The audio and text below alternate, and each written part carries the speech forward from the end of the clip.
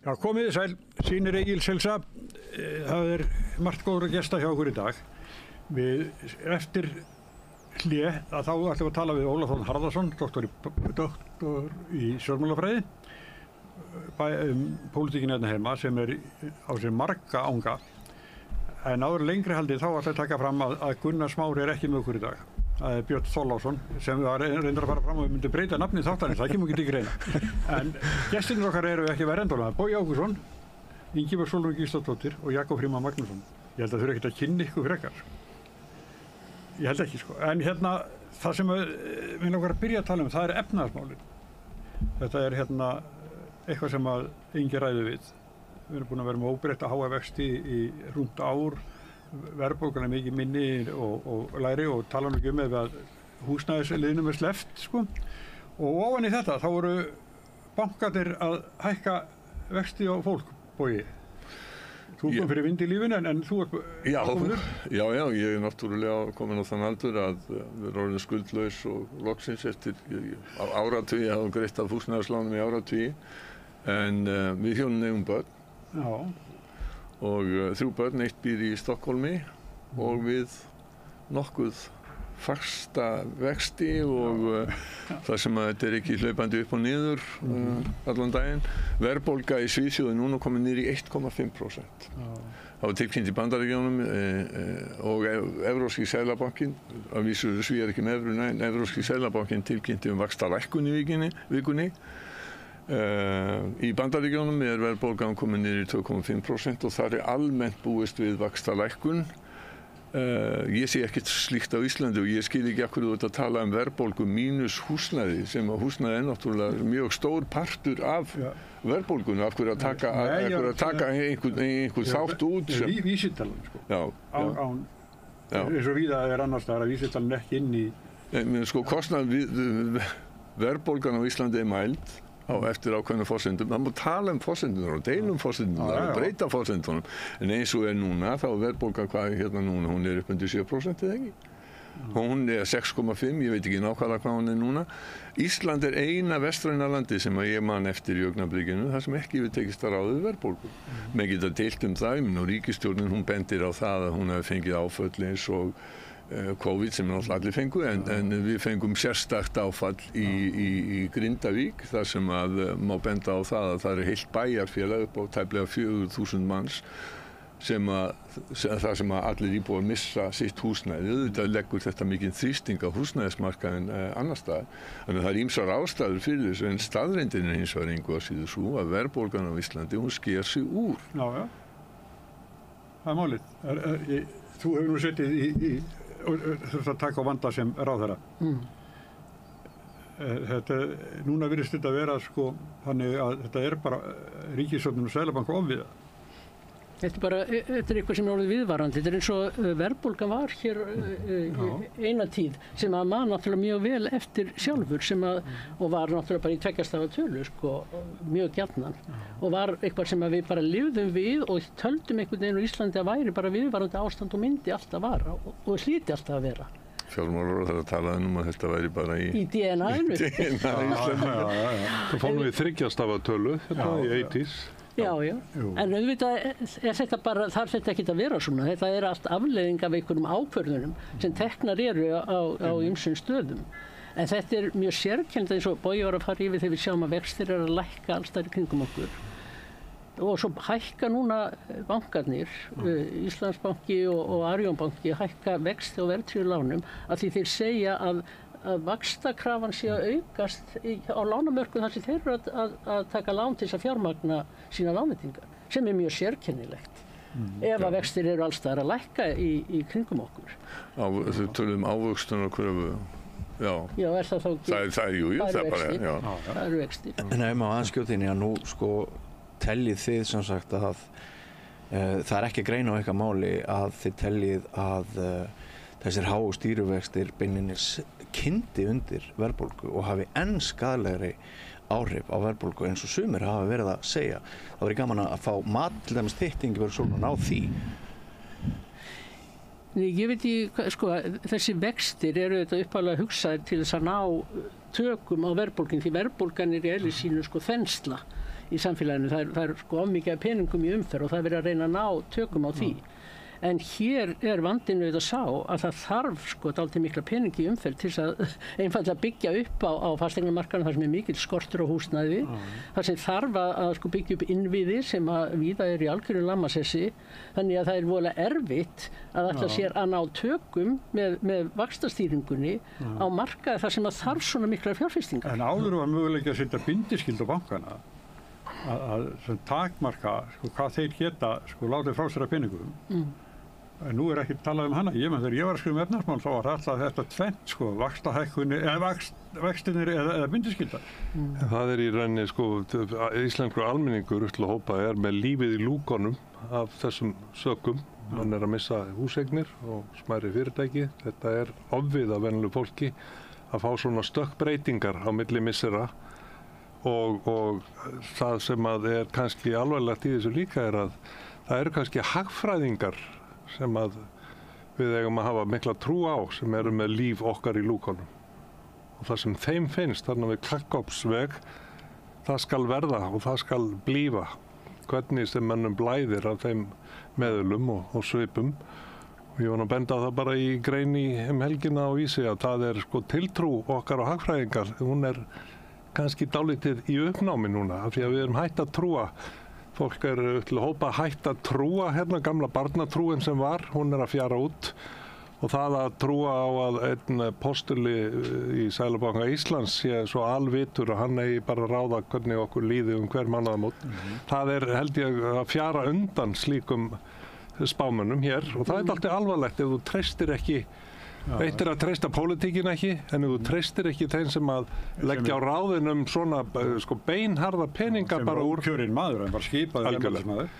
En má ég aðeins stökkun hér sko, vegna þess að það er náttúrulega fleira heldur en Seðlabankinn sem að ræður því hvernig verðbólgan þróast og hvernig efnahagslífið þróast. Það eru nokkur tæki og eitt af því eru stýrivextirnir, annað auðvitað ríkisfjármálin sem skipta verulegu máli og svo það þetta vinnumarkaðurinn. Og þetta sko við erum með þaninn vinnumarka, okkur vantar fólk og þegar það þá náttúrulega þá sem sagt frekar aukið í heldur en hitt. Við erum með vanfjármagnað mjög margt í okkar opinbera kerfi og þar þarf að spýta í og þá situr eftir Seðlabankinn sko eitt sem á að eiga við stöðuna. En ef við horfum á ríkisfjármálin og ríkið þá náttúrulega eitt ráð sem væri auðvitað hægt að fara í sem að menn þora ekki að snerta á meðan sjálfstæðisflokkurinn í ríkisstjórn og það eru skattahækkanir.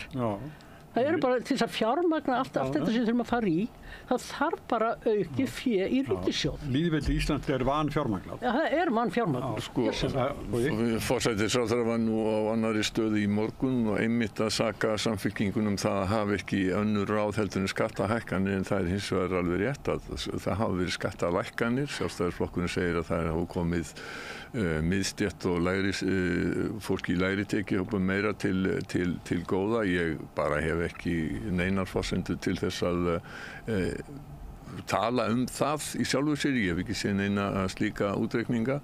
Ég vil taka undir með því sem að Jakob var að segja hérna rétt áðan með það að það óskaplega erfitt að búa við þessa óvissu ungt fólk sem að koma í þaki yfir höfuðið, svo við notum frasana, að fjárfesta og hefur kannski ekkert allt of mikið á milli handana að það fær á sig einhvern skell eins og Ingibjörg Sólrún benti á þegar að bankarnir hækka vexti á þennan hátt sem það var gert.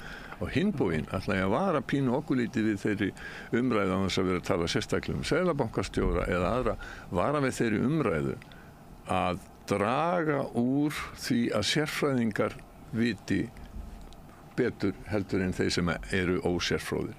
Við sáum þetta til dæmis í umræðunum Brexit þegar að Michael Gove, sem var helsti leiðtogi Brexit sinna, þegar hann var orðinn rökþrota vegna þess að það var búið að benda honum á það sem hann hafði verið að segja, gengi gegn öllum upplýsingum og ráðleggingum sérfræðinga, að þá sagði hann bara, ég held að fólk sé búið að fá nóga sérfræðingum. Þetta finnst mér vera popúlismi Við verðum að átta okkur á því að 2 + 2 eru 4, þeir eru ekki 3 eða 5 eftir því sem að einhverju ákveðni stjórnmálamenn vita.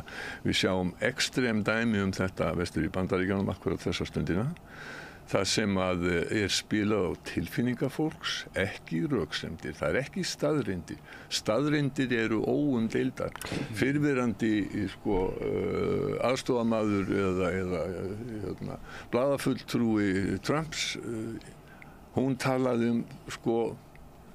öðruvísi staðreyndir. Það ekkert öðruvísi staðreyndir, það eru staðreyndir. Ég ætla rétt að segja, valkvæða staðreyndir, og það nú þannig með blessaða hagfræðina, hún náskyld sálfræðinni. Þetta voðalega mikið svona hvernig mann líður með hlutina, hvað menn svona finna hérna í göttinu, hvað kann að fara að gerast. Og það til dæmis, ef þú skoðar gröfin á vísitölum hinna ýmsu þátta, þá sérðu húsnæðisfaktorinn, það koma einhverjar bólgur á hann sem eru spekulatívar. Og af því eru dregnar heilmiklar álagtinnar og þar með talið vaxta og verðbólgutengdar ákvarðanir. Og ég vil bara meina það að hagfræðingar sem eru sífellt að gefa álit hitt og þetta, samanber hið nýja álit sem kom núna, það væri veiðigjöldin væri ákaflega bara íþykjandi fyrir útgerðina.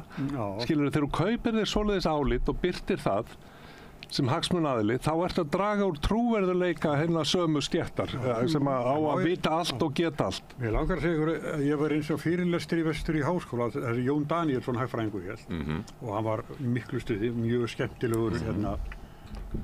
skemmtilegur fyrirlesari og raukfastur. Já, og þegar hann búinn að leyfa hann spurningar á sal og þá kemur Guðmundur G. Þórarinsson og fór að setja verkfræðingur, að setja eitthvað út á það sem hann var að segja, og þá sagði Jón, fyrirgeðu, þú ert verkfræðingur. Ég hagfræðingur. Því líka mentarroki. Nei, hann sagði, munið svo mikill að þú ert að hanna brú og hún bara hanna brúna. Þú hefur allt til þess, en ég hagfræðingur og ég að tala efnahagsmál og stjórnmálamenn stjórna þeim í rauninni. Og þá ef einn vitlaus ráðherra segir eitthvað, þá dæmið mitt bara farið. Það eitt sem að Seðlabankinn, sem að þessi alvaldur í lífi og líðan stórs hluta almennings á Íslandi ætti að vera að gera miklu meira. Það kallað quantitative easing, það að segja svona magnbundin íhlutun. Það bara að dæla penningum inn í kerfi. Já, akkurat. Það fær, skilurðu, það linar á verðbólgunni. Ef þú notar svoleiðis meðul, þá geturðu, ef þú ert að manipulera þetta spil, þetta gangverk, þá þarf þetta að kunna nógu vel á það til þess að láta það virka. Þetta hefur því miður bara ekki virka, meðulum virka ekki, fólki missir trúnarétt, eins og ef læknir gefur þér magnil við krabbamein og ekkert breytist, nú þá ferðu og hittir annar lækni. Ég engin sérfræðingur í hvað maður að segja, stjórn efnahagsmála eða í því hvernig seðlabankar eiga að vinna og hvernig þeir eiga að beita sínum tækjum. En maður getur haft meiri skoðanir á því hvernig ríkisfjármálin eiga að vera og hvernig stjórnvöldin eiga að haga sér. Og þau mega náttúrulega ekki skynja Seðlabankann einan eftir með vandan eins og þau hafa gert hér. Og þegar ég tala skattahækkanir, þá ég að tala að það verður að fjármagna þetta kerfi. Það algjörlega vanfjármagnað.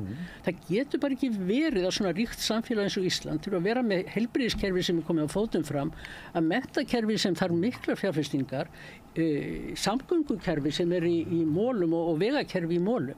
Það bara getur ekki verið að við þurfum að vera með þannig samfélag á Íslandi. Og það verða að koma peningar inn í þetta, þýðir ekki að tala annað. Og þeir peningar og ég ekki að tala þar að maður auka skattahækkanir á allan almenning eða launafólk. Það eru fyrirtækin, það eru auðug fyrirtæki hér í þessu landi. Og fjármagnstekjur, og skattur á fjármagnstekjur, eða útsvar á til dæmis fyrir sveitarfélögin. Góðu fréttirnar eru þær að það eru 1450 milljarðar núna til skiptana í fjárlögunum og það býtist það hvernig þeim skuli varið. Þetta endar í 1500 milljörðum.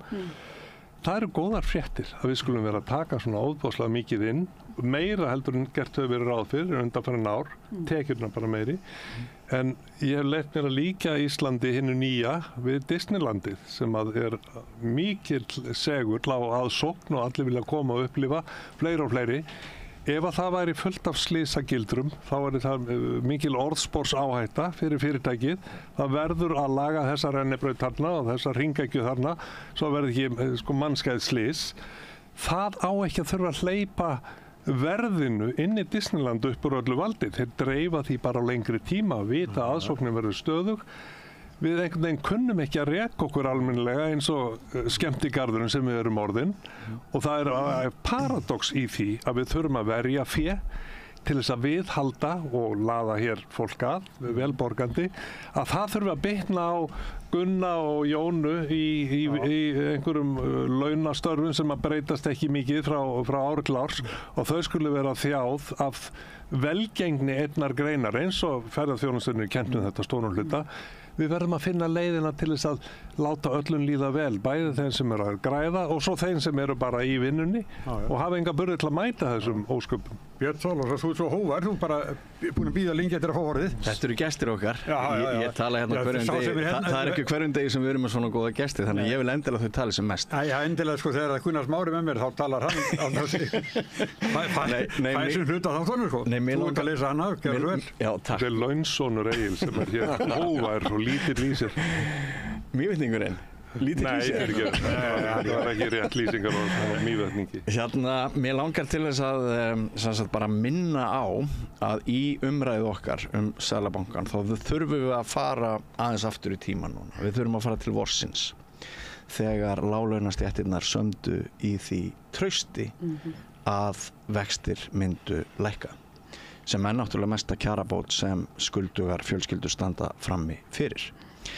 Og ég hef mikið velt þessu fyrir mér sem að þið eru að, þetta sem þið eru að tala að þetta séu staðreyndir og vísindi og eitthvað hvað maður gerir.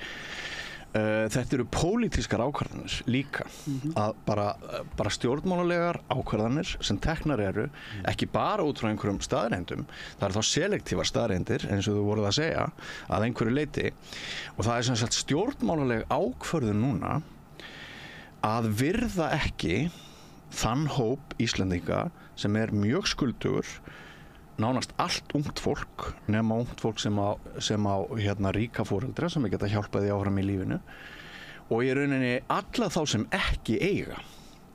Og þegar stýrivextir Seðlabankans hafa verið 9,25% í meira en ár og það er ekkert gert til þess að koma á móts við væntingar fólksins sem samdi í vor og ekkert gert til þess að semja við okkur foreldrana sem eigum börn sem eru nú bara í miklu mæli að hrekjast burt frá Íslandi.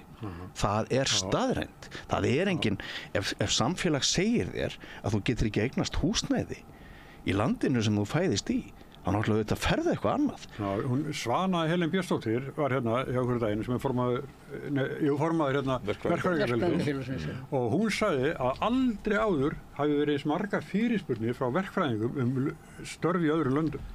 Ég þekki það bara umræðu tveggja yngstu barnanna minna að þau bara vita það að það er ekki hægt að eignast húsnæði á höfuðborgarsvæðinu á næstu árum. Þau eru aktíft að leita að ekki bara námi, heldur bara húsnæði, þau eru bara að skoða borgir út í heimi og lönd, hvar getum við verið? Já, og ef ég má aðeins klára, mér finnst að sjónarhorn hagfræðinganna í Seðlabankanum sem þú segir að hafa mikil völd, það virðist vera mjög forréttindablindu-legt sjónarhorn. Hagfræðingarnir í Seðlabankanum, þeir fara út að borða með öðru fólki sem er með mjög góð laun, miklu meiri hærri laun heldur en þorri íslenskar alþýðu. Þetta virðist vera mjög stéttaskipt umhverfi sem við búum í núna og kannski getum við rennt okkur þaðan yfir í fjárlagafrumvarpið sem margir kalla niðurskurða frumvarp. Ert þú til dæmis sammála því, Ingibjörg? Ég veist ekki spyrja mig fjárlagafrumvarpið. Okay. Ég er ekki pólitíkus. Ég er fyrrverandi pólitíkus. Og þegar maður er í pólitík þá þarf maður að hafa skoðanir á öllum milli himins og jarðar og ef maður hefur hann ekki á maður bara að koma sér upp hið snarasta. Nú er ég í þeirri stöðu, ég þarf þess ekki og ég er ekki búin að fara í gegnum fjárlagafrumvarpið þannig að ég geti talað það og ég ætla ekki að þykjast það skoðun á því. Það er gaman að ljúka þessum þætti og syngja eitt lag saman úr fjárlögunum, eldri. En stóra spurningin kannski, komið slíkt neyðarástand að við höfum ekki lengur tíma til þess að hlusta á hagfræðinga Seðlabankans, alltaf bara að segja 9,25 næstu 5 árin. Sko Björn, ég held að í fyrsta lagi þá verðum við náttúrulega skilgreina aðtúa það að nú ég ekki gerast talsmaður ríkisstjórnarinnar en sko við skulum hafa sem á hluti á hreinu varðandi Seðlabankana. Hann hefur skilgreint hlutverk í lögum. Já. Sem kynna að vera einhver leit á misskilningi byggt líka. Lögin eru lög. Í dag.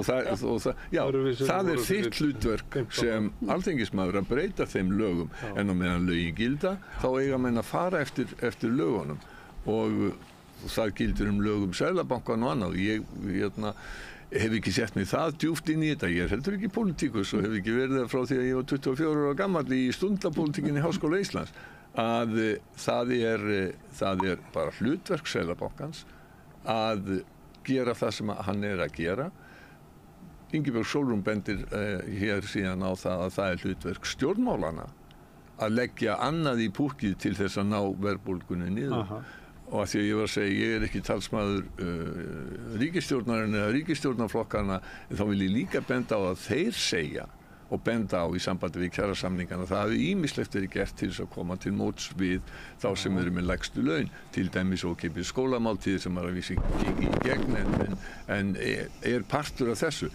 Þannig að þetta er ekki allt á eina bókina lært. Við skulum bara gæta fullkominlega sængin. Það sem ég að segja bara að Seðlabankinn stjórnvald og Seðlabankinn pólitískt stjórnvald á hverjum tíma. Ekkert bara í vakúmi. Allt að einhverju leyti pólitískt þegar ræðir stjórnvald. Pólitískt í þessu sambandi, sko. Þetta er náttúrulega ekki flokkspólitískt. Nei, ekki flokkspólitískt, en pólitískt samt. Og að koma ekki á móts við fólk eftir væntingarnar sem urðu í vor. Við muniði bara hvað við vorum eiginlega öll vissum að í haust myndu vextir lækka. Í því skjóli semja verkalýðshreyfingarnar við sína viðsemjendur í vor. Við keyptum frið út af það að haustið yrði skárra. Núna bara ekkert sem bendir til þess að vextir muni lækka næstu mánuði. Og það ekki í lagi.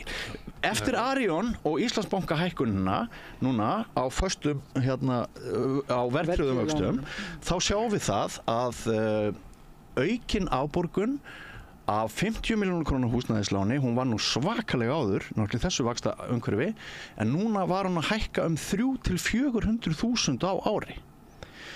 Ofan á sem sagt allan þann hrylling sem orðið hefur hjá þeim sem skulda, ég bara óskaði til hamingju með það Bogi Ágústsson að hafa klárað húsnæðislánin.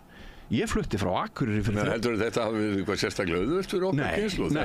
Það hefur aldrei verið sérstaklega auðvelt að koma sér upp húsnæði. Reyndar alveg rosalega misauðvelt. Það algjört lott og hvort þú fæðist bara 60 eða 65 eða eitthvað. Við erum nokkur sem höfum verið samferða verðtryggingunni frá upphafi, bara frá við keyptum fyrstu íbúðir og við þekkjum í annað umhverfi. Já, en fyrir 4 eða 5 árum vorum við hvött til þess að kaupa íbúðarhúsnæði eins og enginn væri morgundagurinn og okkur var líka sagt af Sjálfstæðisflokknum að það væri komið lágvaxta umhverfi til að vera. Þetta voru þetta bara, við erum í sirpu af mannlegum mistökum eða velheppnuðum ákvörðunum. Þetta rússíbaninn búin að vera óþægilega mikil, óþægilega lengi og við eigum ekki að horfa til þess að börnin okkar eða barnabörnin okkar verði pólitískir efnahagslegir flóttamenn. Þú varst að nefna einhver dæmi, dóttir mín Bryndís, hún var til dæmis að keypti sér íbúð, það var einhver 45 milljónir og svo flutti hún til Danmerkur og leigði þá íbúðin og þar gat hún fengið sambærilega íbúð aðeins út úr Köpen klukkutíma fyrir helmingina því sem hún hefur borgað fyrir íbúðinni hérna í Reykjavík og ekki á 9,5% vöxtum heldur 1,5% vöxtum. Svona einfaldar myndir sem blasa við ungu fólki leiða til þess að það kýs frekar þá að vera einhverstaðar þar sem að þú borgar 1,5 og ert í stöðugu umhverfi en ekki í rússíbana vegna þess að það ekki hollt fyrir neitt að vera að lifa í rússíbana. Það hefur bein áhrif á andlega heilsu og við glímum við dálítinn andlegan heilsubrest hér á Íslandi.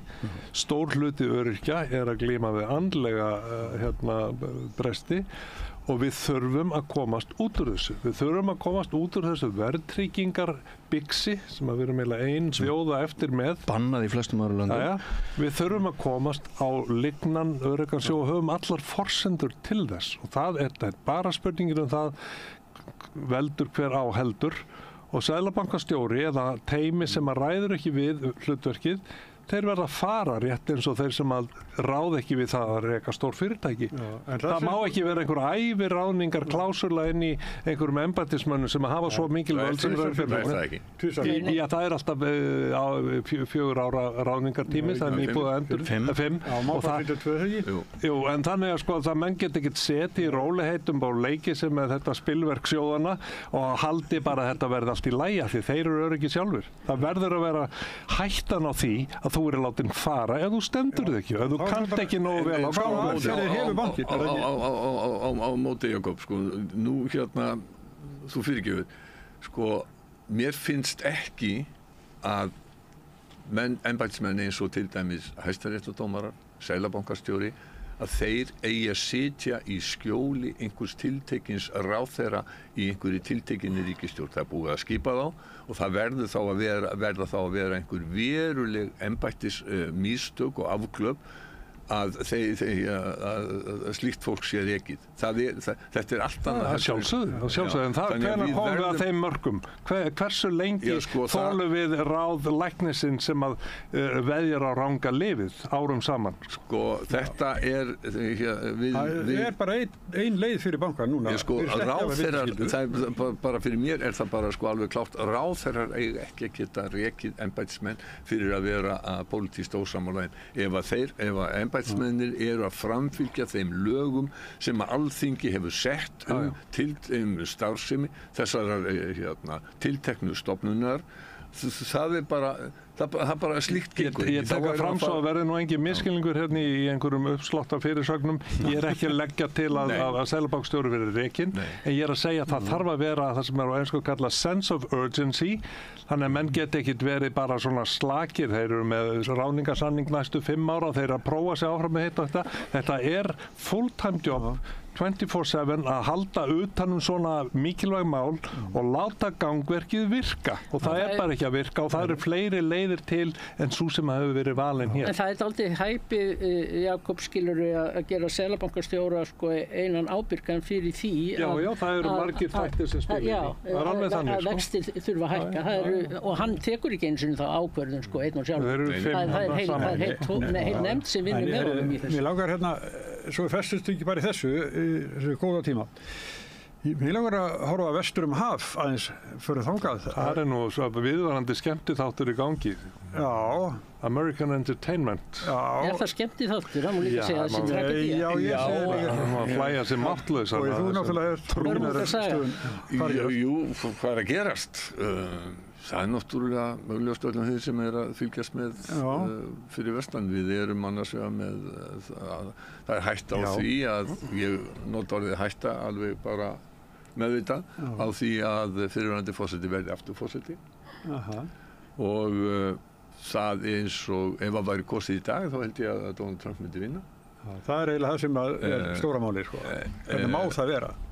Já, það er góð spurning og það þarf einhvern sem að þekkir bandarískt samfélag og betur heldur en að ég geri. Mér er alveg gersamlega skiljanlegt að stjórnmálamaður sem að lýgur margoft og staðinn að því, leiðréttur og heldur samt sem áður áfram sömu lygi, að hann skuli bara yfirleitt fá að vera í framboði. Ég bara skildi ekki. Ég bara minni á það að fyrir svona 40 árum eða eitthvað rúmlega 40 árum á stjórnmálamann í Bandaríkjunum sem var mikil stjarna og var í miklum uppgangi, Gary Hart.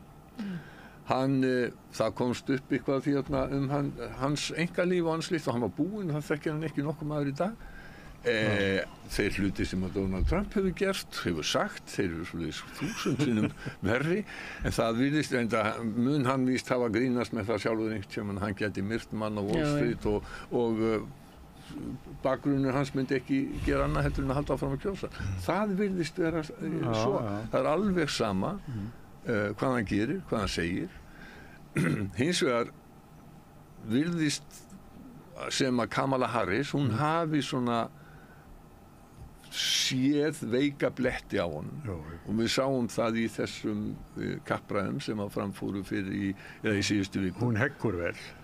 Já, hún lagði fyrir hann gildur sem hann féll í og hún svona pikkaði þá hluti í hann sem að sko koma við kaunin á hann því hann mjög hégómakjarl greinilega og þegar hún ýtti á eins og þegar hún sagði sko að fólk færi af fundunum hjá honum. Já, færi af fundunum á honum af leiðindum að þá greinilega þá eftirst hann, hún engdi hann upp í það að koma með ýmsar svona yfirlýsingar sem að ekki verða til þess að styrkja hans stöðu hjá fólkinu sem er á miðjunni.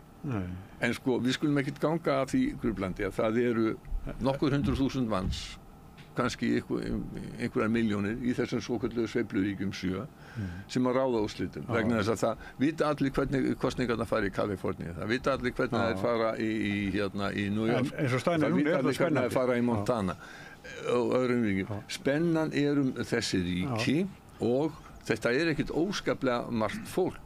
Síðan sko svona hlutir eins og það að Taylor Swift hún hveti fólk til þess að skrá sig á kjörskrá og styður Kamala Harris. Þetta getur haft áhrif og þegar að munurinn svona lítill þá getur þetta haft afgerandi áhrif.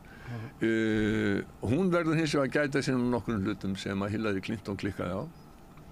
Hillary Clinton, hún fór ekki og hélt ekki fundi í þessum sveifluríkjum eins og hún hefði átt að gera og Hillary Clinton klikkaði líka á því að vera ekki tiltæk fyrir fjölmiðla. Donald Trump var allt öðruvísi 2016. Það var sko, hann var alltaf til í að svara öllu hvenær sem var og við hvern sem var og meira sér hringd hann inn í þætti til þess að alveg eins og hann gerði núna þegar hann brýtur svona reglur það að hann fer inn í blaðamannaherbyggi eftir til þess og það bara ekki gert, það venjulega, það bara aðstofamenn sem að gera það. Þegar hún verður að gæta þessu ef hún á ekki að tapa fyrir honum. En hún hefur slegið dálítið í gegn, miklu betur heldur en ég bjóst hún myndi gera, því að hún var ekki sérstaklega góð þegar hún var sjálf að reyna að komast í forsetaframboð. Hún var bara það var svolítið langt síðan. Nei, það ekki mjög langt síðan. Það var bara síðast. Fyrir 4 árum? Fyrir 4 árum, já. Þá var hennar kosninga bara ekki góð, hún var ekki fókuseruð og hún var bara ekki góð. En ég hefði ekki sérstaklega trú að hún myndi koma vel fyrir núna, en hún hefur gert það og það var ný íslensk konu segir það að Íslendingar myndi kjósa hana með mestu stuðningu við Trump í miðflokknum. Já, og Reykjavíkurbréfið mótvarsmaður bytti fyrir þér. Helgað forsetakosningu Bandaríkjanna stórum hluta vik eftir viku. Já, alveg stórkostleg. Nei, en það dálítið áhugavert í rauninni með Kamilu Harris að því að hún var svolítið óskrifað blað þó hún hafi farið þarna fram fyrir 4 árum þá hún búin að vera varaforseti og það einhvern veginn aldrei neitt fókus á varaforsetaembættinu í Bandaríkjunum. Þannig að hún hefur ekkert haft tækifæri til að skína eða sína kannski hvað í henni býr. Og þar alveg dálítið óskrifað blað og ég held líka að Trump hafi sjálfur ekkert vita á hverju hann átti von. Af því hann hefur ekkert séð til hennar og vissi ekkert hvernig hann átti þá að undirbúa sig undir debatt við hann. Hann vissi nákvæmlega með Biden hvernig hann átti að tækla Biden og hvernig hann átti að reagera á hann en ekki með Kamilu Harris og þar kemur það kannski kostur þess að hún búin að vera svona baka til. Það kannski að hún kemur svona allir með óvörum, hún kemur sem svona óskrifa blað. Manni dettur einmitt í hug að það hafi komið honum stórkostlega óvart að hún skildi fella hann í sjálfu sér á hans eigin brögðum í þessu einvígi með því að koma með pólitískar persónulegar stungur og fara að tala tilfinningar, fara að tala að það væri hlegið að honum og allt þetta. Maður sá bara hvernig hann minkaði og minkaði. En þetta auðvitað ekki skemmtileg pólitík Nei, hún komin á þennan stað. Hún á lágu plani. Bara svona rosalega lágu plani. Kemur nú ekki á óvart að Íslendingar hallist frekar að Kamilu en Trump, Þetta alveg óhemju furðulegur fýr og fer þvert á öll gildi sem við erum búin að sammælast hér, svona varðandi Sko ég held að sko fyrirlitning hans á konum og þeldökkum og öllu því sem að við teljum vera sjálfsagðan og eðlilega hlut, þetta er auðvitað bara annað tímabelti heldur við koma okkur saman upp. Já, en sjáðu til samt Jakob, að ef þú lítur á könnunina, hann hefur helst stuðning hjá ungum hægrisinnum köllum. Já, en sko það sem að gerist, mun gerast í þessu sem að mér finnst að við ættum að ræða Sigurjón hérna, ef að Trump skildi nú vinna, eins og alveg raunhæfur möguleiki á, að hvað gerist þá? Hvernig mun við þurfa að bregðast við því með tilliti til þeirra hótana að draga úr hérna framlögum til NATO og menn þurfa bara að fara að borga sjálfur sína eigin varnir og allt þetta sem ég held að sé alveg löngu tímabær umræða fyrir okkur reyndar að við getum ekki verið algjörlega upp á aðra komna og ég var nú staddur í Bandaríkjunum í fyrra á fundi fróðra manna í svona hátækni og þeir voru nú í fyrsta lagi að mæra þessa yndislugu staðreynd að hér við borgarhlið í Reykjavík skulum við vera með friðarsúlu Lennons, draum Lennons að hafa friðarsúlu í bakgrunni, það skulle vera hér á Íslandi, hinnu herlausa, friðsama ríki, að hverju gerið ekki eitthvað með þetta, en þið eigið alla þessa græna orku sem þið knýið friðarsúluna með, þessi græna orka getur líka verið orðið ykkar varnar geislar, ykkar varnar múr gegn því að á ykkur þið ráðist óvænt og ég held að þó að vera ekki annað en að koma okkur upp slíkum svona búnaði og koma skilaboðum að framfæra það ekki voga ykkur nálægt okkur, ekki voga ykkur að hugsa á þeim nótum sem Hitler var að hugsa hérna 1940 og Bandaríkjamenn og Bretar reyndar gerðu hérna beðnir að koma hér og taka hér land en allavega hvernig bregðust við þeim fréttum að Trump sé orðinn forseti Bandaríkjanna með þeim afleiðingum sem hann hefur boðað. Hann er að vísu sá forseti sem að kannski getur státast að því að hafa ekki efnt til stríðs í sínum tíma og hann hefur lofað einu sem ég finnst alltaf þá þyrfti að halda nú að hann segir hressilega við. Hann er lofað því að binda enda á Úkraínustríð og Miðausturlandastríð bara nánast á sama sólarhring og hann tæki við. Það er þessi stór orð. En hann ætlar að gera þetta mjög hratt. Sko, ef við erum að bera saman Íslands samfélag og bandarískt samfélag þá er eitt sem hefur gerst á síðastliðnum svona, já þessari öld og það er að umræða öll í Bandaríkjunum, hún hefur farið í þá átt sem að ég held nú að hérna það hefur komið að hérna við tölum skautun núna við erum að hún Silja Bára held ég hafi notað þetta fyrst og mjög góð lýsing þetta er ekki bara það að umræðan sé komin í þetta horf þetta er komið út í persónlegt, fólk umgengst ekki eða er hvort úr sínum stjórnmálahópnum það giftist ekki innbyrðis þetta er orðið meirinn kannski skautin, þetta er orðið klofningur í samfélaginu. Er það eftir að Trump kom? Nei, þetta er eldra. Ég er ekkert til teboðshreyfingarinnar í upphafi. Við getum kannski sagt að breytingin á repúblikanaflokknum, hún eiginlega holdtekja hennar eru feðgar. George Bush eldri, sem er nýja Englands repúblikani af gamla skólanum og George Bush yngri, sem er frá Texas. Og með allt öðrum hugsunarhætti heldur en pappans. Þarna sjáum við byrjun á þessari breytingu. Teboðshreyfingin síðan sem upp úr hérna aldamótunum og síðan erum við komin út í hérna Donald Trump sem er náttúrulega svona ýkt dæmi og í rauninni alveg bara stórfurður þetta. Og þetta endurskýra Donald Trump.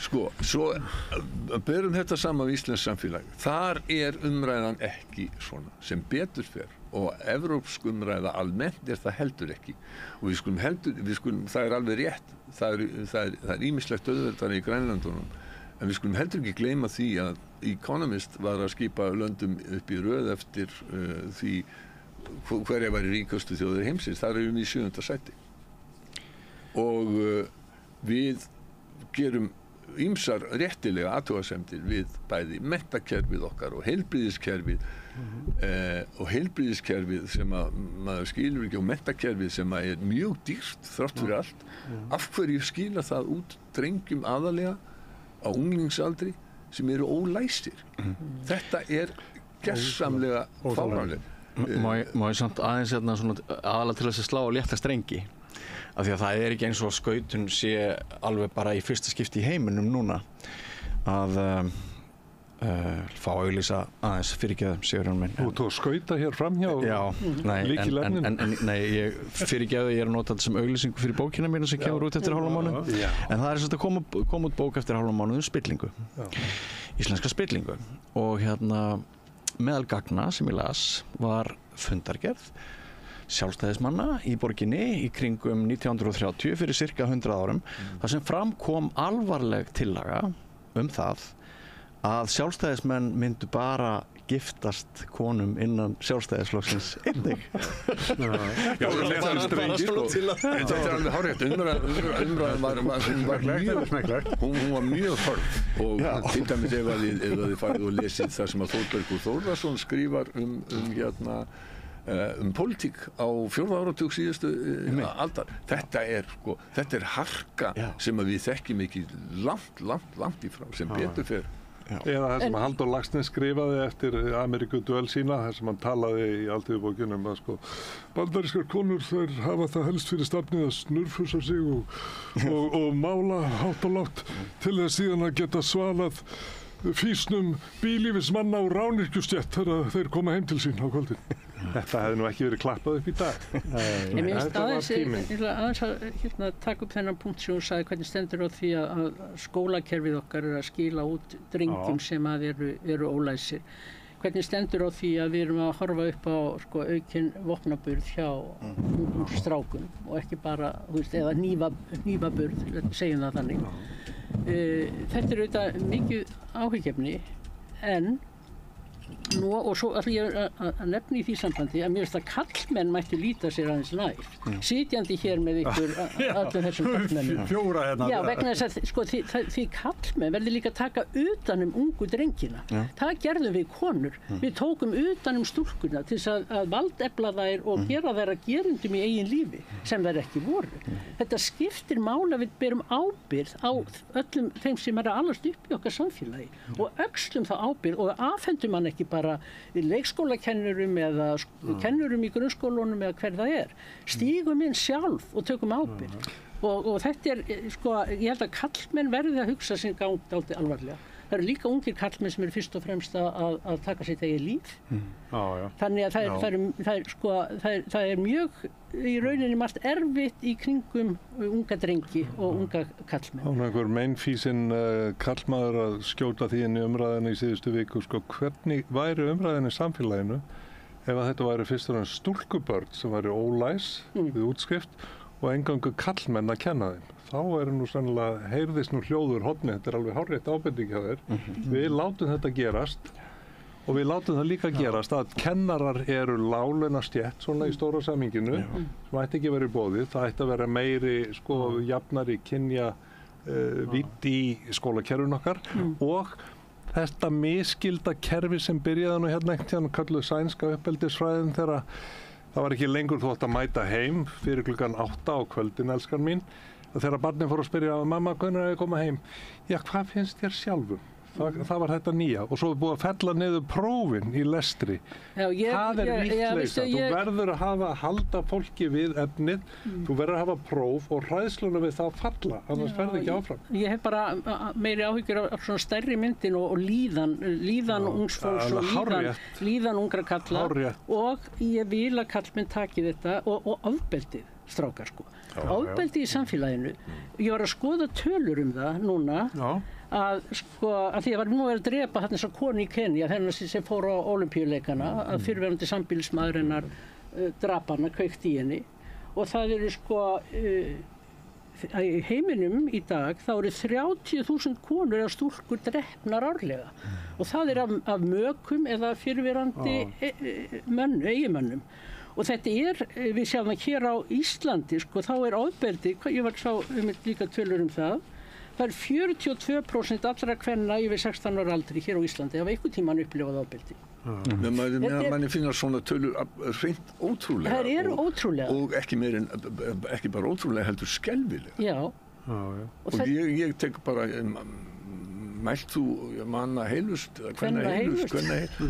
konur er líka menn, Já, að að með þessari áskorun til karlmanna að taka utan unga drengi, reyna að vera rétt fyrirmynd, reyna að vera góð fyrirmynd og reyna að sýna fram á að lífið þarf ekki að vera örvæntingafullt. Og við sem samfélag verðum hins vegar líka að spyrja okkur af hverju eru kerfin okkar þannig að þau eru að bregðast okkur. Við sem einstaklingar verðum að horfa í eigin garð, við sem partur af samfélaginu verðum að spyrja samfélagin af hverju það að bregðast. En maður segir hérna það þú átt stóran þátt í þessu með vegu kvenna hefur aukist, það er kvennaframboðin og Vigdís Finnbogadóttir að fyrir þennan tíma að þá var það bara þannig að maður var í fjölmiðlum að það var erfitt að fá konur þegar þær voru ekki, ef maður var að reyna þá var myndataka eftir og þetta var alltaf svo mikið vesinn, en svo kom að kvennaframboðin og þið eru ekki svona þið eru bara venjulegar konur í útliti og það eru fyrirmyndirnar. Þetta verður einhvern veginn þetta svona losnar svo margt. Já, við verðum alltaf að stíga inn og reyna að bera svolítið ábyrgð á samfélagi okkur og ég held reyndar og ég ætla bara að segja það, við höfum lengi konur verið að kalla eftir því að kallmenn stígi meira inn í þetta og taki ábyrgð og að reyna að breyta þessum viðhorfum kynbræðra sinna. Þeir bara kallar að setja eftir. En það sem að gerðist við kvennabyltinguna á Íslandi sem við getum hrósað okkur fyrir og talið okkur fremst meðal þjóða í jafnrétti kynja og hlutfalli kvenna í pólitík og atvinnulífi. Ég veit ekki neinar aðrar þjóðir sem hafa gert betur en við erum allavega að teljast í ýmsum mælingum vera þar efst á lista eins og víðar. Og það þegar þessi samfélagslega umbreyting verður, þá gleymdist eitt. Ef að konan stígur fram og ætlar að vera fyrirvinnan, þá kemur karlinn heim og hugsa börnin og heimilið.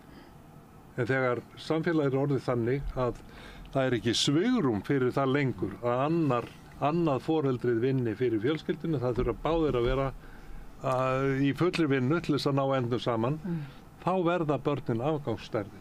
Og það er engin heima að hjálpa þeim að læra, hjálpa þeim að einbeita sér. Og svo eru ógnvaldar, eins og sumir hafa kallað snjallsímana, nýja fíknitólið, nýju sígarettuna, sem að slíkt áreiti af, slíkt truflun af á einbeitingu og hugsun að þú það ekki flóarfriður á hverri mínútu detta inn 20 skilaboð eða auglýsingar eða ábendingar eitthvað sem heimta athygliðina. Það nema von að þú hafir ekki alveg ró í eyrði beinum við það að einbeita þér að því að lesa Litlu gulu hænuna. Ég ætla aðeins að taka þetta líka inn í pólitíkin í Bandaríkjunum. Tengja þetta aðeins inn í hana vegna þess að það kemur líka kvennapólitíkin inn í þennan debatt á milli Kamilu Harris og Donald Trump og hún að leggja til dæmis áherslu á og í öllum sínum málflutningi á rétt kvenna til sjálfsákvörðunar rétt kvenna yfir eigin líkama þar með til þungunarrofs og það er engin tilviljun að hún leggur áherslu á þetta. Þetta náttúrulega talar til þorra kvenna og lágstétta kvenna og millistétta kvenna og efristétta kvenna að þær hafi þetta frelsi og hún vil ná til þeirra sem kjósenda en líka hitt að það er í eiginlega öllum löndum, í öllum álfum og öllum trúarbrögðum þá liggur markalínan þarna. Það er að segja, annars vegar ertu með þá sem að geta talið svona frjálslyndir og umburðarlyndir og hins vegar ertu með þá sem eru stjórnlyndir og hneigjast til einræðis. Það vilt alltaf stjórna konum og líkama kvenna. Allt þessi stjórnlyndu öfl vilja ráða yfir konum og líkama kvenna. Svona afturhald. Já, það er bara markalína og ég sá þetta svo vel. Ég er búin að vera víða heim að vinna. Og ég sá þetta svo vel. Þetta skipti ekki máli hvort það voru kaþólikkar eða múslimar að það var alltaf þessi svona íhaldssömustu öfl beggja vegna vildu stjórna konum og líkama kvenna og klæðaburði kvenna. Þarna liggur markalína. Fannstu persónulega fyrir þessu í þessum störfum að þú ert kona? Að sjálfsögðu. Já, í miðri hringuðin. En til dæmis þegar þú varst að störfum í Varsjá og bjóst í borgum eins og Varsjá, var þó ekki töluvert munur Íslandi í hag hvað varðar þetta jafnrétti? Jú, við erum náttúrulega, við erum mjög framalega í þessu og við höfum sannarlega mikla miðla þarna. En ég sá líka með að ég var í Varsjá og bjóð þar, hvernig þessi stjórnvöld þar sem voru sko íhaldsöm, kaþólsk stjórnvöld, voru alltaf að reyna að ná betur og betur taki á lífi kvenna og yfiráðum yfir líkama kvenna. Við sjáum þetta alltaf aftur og aftur. Og þess vegna dregur Kamala Harris þessa línu, því að hún er ekki bara að draga línuna sko, fyrir konur, heldur hún að draga línu á milli frjálslyndarafla og afturhaldsafla. Afstæðan til hinsegin fólks, hún kemur líka dálítið mikið við svona sem skilgreiningaratriði á milli þessara hópa sem þú ert að tala um. Í Póllandi, þá, jafnvel þó að sé búið að skipta um stjórn í Póllandi, þá tekst nýju stjórninni ekki að fá þingmeirihluta fyrir að breyta einhverjum ströngustu lögum þungunarrof sem eru til í Evrópu. Á hinn sko, við skulum ekki missa okkur niður í ykkur þunglindi vegna þess að við getum hort á land eins og Írland. Þegar ég kom þangað fyrst fyrir 40 árum eða svo, þá var þetta einhvern afturhaldssamasta samfélag í Evrópu, strángkaþólskt, kirkjan afturhaldssöm kaþólsk kirkja, það er ekki allar það er ekki allir biskupar innan kaþólsku kirkjuna sem eru afturhaldssami, þeir á Írlandi voru það þarna og maður sá ekki að fyrir þær breytingar sem að hafa orðið á írsku þjóðfélagi sumum kann að finnast 40 ár langur tími, fyrir mér sem er komin á 8-ára finnst mér það ekkert óskaplega langur tími. Þarna hafa orðið gríðarlega breytingar á skömmum tíma. Afstaða Íra, hún hefur gjörbreyst. Fyrir utan það að maður hefði aldrei trúað því að það tækist að semja frið á Norður-Írlandi. Nei, eins og samþykkja þeir í þjóðaratkvæðagreiðslu hjónaband samkynhneigðra og þungunarrof. En ég var á Írlandi núna í vor í kringu kosningarnar til Evrópuþingsins og var að spjalla við þá og það er dálítið merkilegt á Írlandi að það sem kannski tengist þessu en þó óbeint, það er ekki hægt að kjósa utan kjörfunda í Írlandi. Þú getur bara kosið í Írlandi ef þú ert í landinu og mætir á kjörstað. Þú getur ekki kosið í neinum sendiráðum, írskum sendiráðum en neinstaðar. Og ég spyr hvernig stendur á þessu að geta kjósa fyrir kjördag og utan kjörfundar. Það er vegna þess að það eru svo margir skráðir borgarar í Írlandi sem búa í Norður-Írlandi og í Bandaríkjunum. Og þeir sögðu að ef við hefum til dæmis leyft utan kjörfundaratkvæðagreiðslu hjúskap samkynhneigðra, þá hefði verið fellt. Af fjarstundum sko. Af Bandaríkja, af Írum í Bandaríkjunum. Þeir eru komin mjög langt í rauninni á Írlandi sjálf. Einn stærsta áskorun okkar í globaliseringunni allri sem hefur náttúrulega fært okkur að mörguleyti nær hvort öðru. Það er svo miklu styttra á milli þjóða og menningar heima en það var. Og áskorunin að mínum að þetta felst í því að hvernig samræmum við okkur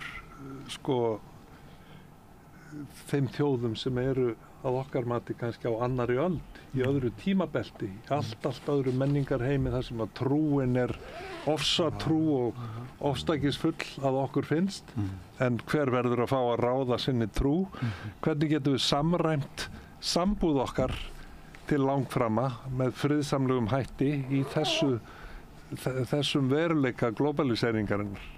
Það sem við sjáum svona að ef að þinn Guð er rauður og minn er gulur og þá skalt þú réttaræpur og ef að þú ert ekki með klútinn yfir höfðinu frú Ingibjörg þá skaltu í fangelsið. Meira að segja í sömu löndum ef þú ert aðeins litríkt klæddur þá ferði í fangelsi. Og bannað að tala utanhús.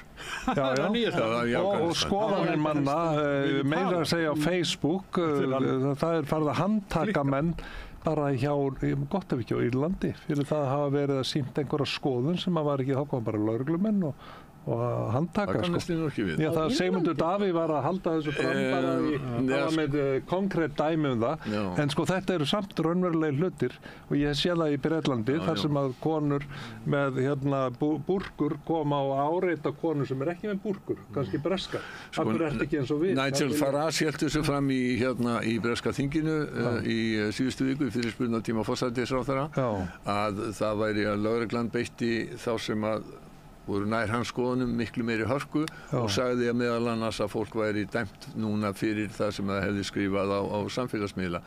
En ef að fólk hefur skrifað hatur á samfélagsmiðla, ef það hefur hvart til glæpa, ef það hefur hvart til óeirða, til árása á hótel þar sem að hælisleitendur búa, til annars líka voðaverka. Eða lækað. Ég kannast nú ekki við að Þú skulle láta Sigmund Davíð standa fyrir máli sín í þeim. Já, þú gerðu það. Ég ætla ekki að fara að rífast til Sigmund Davíð fjárstaddan hér og hann kannski hugsanlega hefur ykkur dæmi um það en ég hef ekki séð það í neinni umræðu. Ég hef hins vegar séð það að menn eru dæmdir mjög hart í Bretlandi núna fyrir þessar óeirðir sem að voru núna í haust. Og ég bjó í Bretlandi á þeim tíma þegar spennan í Bretlandi af völdum Norður-Íra var slík að þér var hvergi óhætt. Það voru sprengjur í ruslafötum og það gat allt gerst fyrir örfáum árum síðan, hugsið ykkur, þannig að heimslutin nú ekki lengra komin. Má ég segja eitt um þetta sem þú varst að koma inn á? Símana, samfélagsmiðlana, síáreitið og hvaða áhrif þetta hefur á börn. Mér finnst mjög umhugsunarvert að Grímur Atlason hjá Geðhjálp, hann segi að hann myndi, og hann byggir þetta bara á lærðum niðurstöðum, hann myndi frekar rétta krakka Camel, sígarettu, en GSM síma. Undir 12 aldri það sé skárra rétta krakkanum Camel sígarettu heldur hann að leyfa honum að drekkja sér í þessu sko. Og hérna við höfum verið að fjalla töluvert um skólamál hér á Samstöðinni síðustu vikur. Kennarar á Íslandi eru almennt svona, þeir eru svolítið skeptískir á skrefið sem Akureyringar stigu síðastliðið haust að banna símanótkun í grunnskólum. Svo hittir þannig á að vinur minn býr í Ástralíu og hann var í mat hjá mér í fyrrakvöld og hann segir að Ástralir hafi bannað þetta fyrir einhverjum árum og það sé engin umræða. Það er líka í Svíþjóð. Já. Og fjölskyldu þar, það er engin umræða um það sko. En hér er alltaf þessi sko, við erum þessi skrýtna þjóð, Íslendingar. Við erum ekki sko Hvað finnst þér sjálfri, elskar mig, að vera með símann? Það er þetta einstaklingsfrelsi sem að trompar svo óbúslega margt. En hérna rétt vegna af því að hérna réttilega hefur komið fram að þú ert einn af þeim sem að brýtur blað hér, kvenskurungur mikill, og það er heiður að hafa þig hér í þessari umræðu Ingibjörg Sólrún. Takk fyrir það. Að hérna, að sem sagt, gladdi það ekki hjartað þitt við þingsetningu núna í vikunni að sjá konu í biskupsstóli og konu á forsetastóli sama daginn, að þær voru reyndar báðar að ræða þar sem að þú varst að tala um áðan, ofbeldið, hnífamálið, stúlkuna sem jarðsungin var í fyrradag.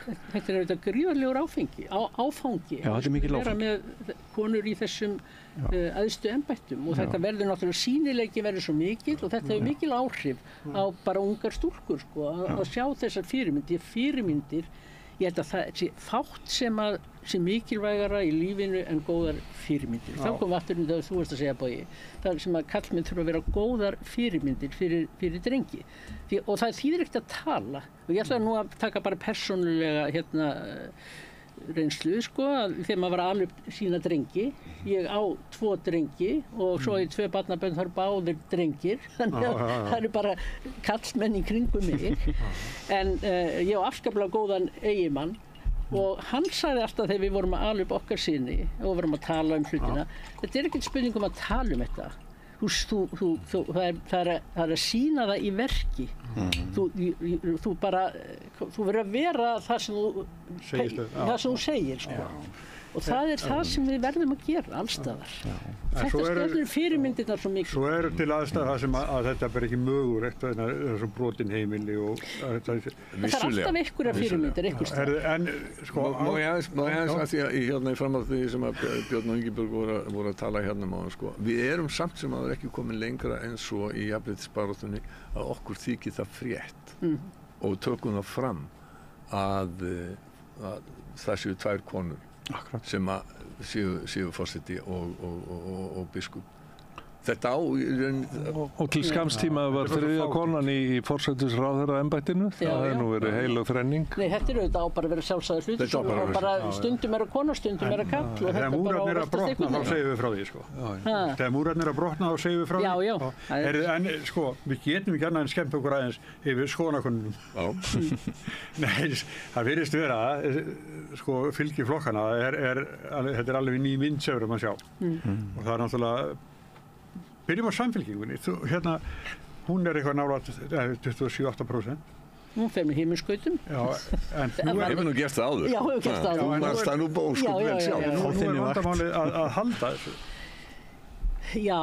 Hún er svolítið til hlés og auki fylgi. Nú er hann að fara að tala fyrir stefnu sinni og þá kemur gagnrýni og fleira, er ekki... Jú, en þetta er kannski svolítið eins og Kamala Harris. Þú heldur það, meðan þú þarft ekki að vera þarna frammi á vellinum, skilur. Hún þarf þess ekki. Mér finnst þetta, ég var að hugsa þetta með hana Kristrúnu, Frostadóttur, formanninn.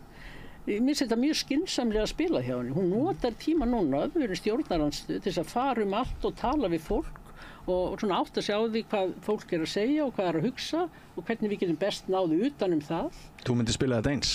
Já, ég held ég myndi gera það. Þetta er mjög skynsamlega gert. Nú er tíminn til þess að gera þetta og svo kemur þetta svo tími sem hún þarf að koma og taka sviðið.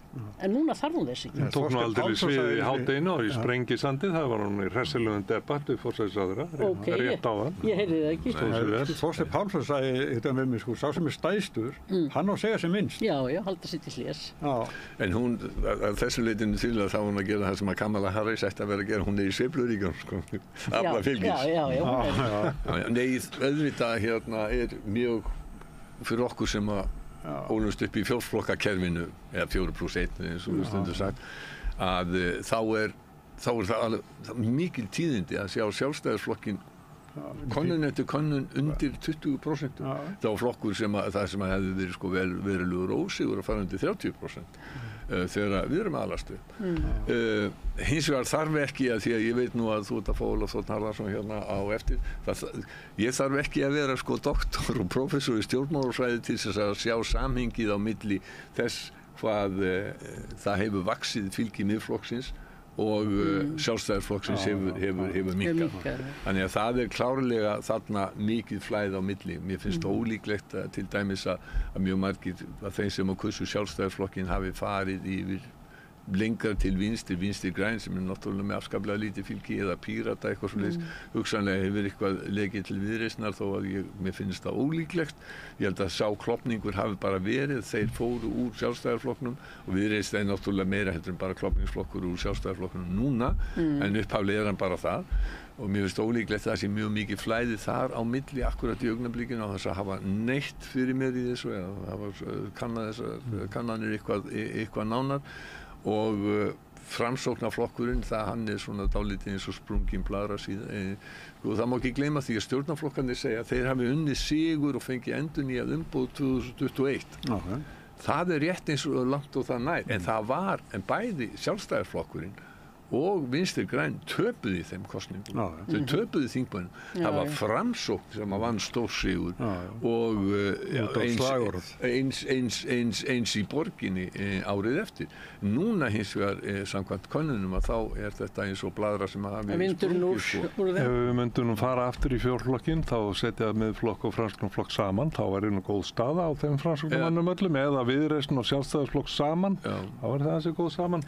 Samfylking og Flokk fólksins saman, þá var þetta alveg sko með heimsköttum. Þú heldur að Flokkur fólksins segi helst heima Já, sko við tókum Inga Sæland, hún tók bara mjög skýra stefnu með þeirri 10 þjóðarinnar sem var afskipt árum hér saman og er við fátækramörk. Hvort sem það er 7. ríkasta þjóð eða 5. hvað sem það er kallað frá ári klárs, það er algjör þjóðarskömm að svo auðug þjóð búi 10 þjóðarinnar slík fátækra kjör og það er aðalega eldri borgarar og öryrkjar og bara hreinlega fátækt fólk sem að misti allt í rauninu og fær ekki tækifæri til þess að eignast húseign aftur í bráð. Þessi 10 sem að speglast nú í 10% þingflokknum, Flokki fólksins og mælist yfirleitt svona nálægt 10%, þegar hann mælist í 7 þá koma kosningar upp á 10%. Það er bara reglan hjá Flokki fólksins. enga síður, það algjört forgangsmáli, við horfum okkur bara, gleymum nú Trump og Kamilu og öllum utanlands vandamálunum. Það stærsta forgangsmál á Íslandi að leiðrétta kjör þessa hóps.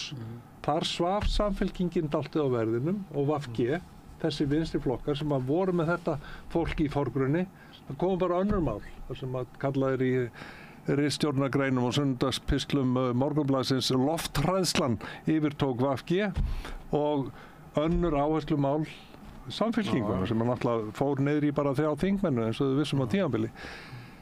Hvað sem verður eftir ár, ég trúi því að kosningar verði ekki fyrir en eftir ár, það kann að breytast verulega. Það sem mælt í 13% í dag þarna eða 30% þarna, þá eftir að breytast vel. Ég spái því að sjálfstæðismenn þeir fari upp fyrir 20 kosningunum.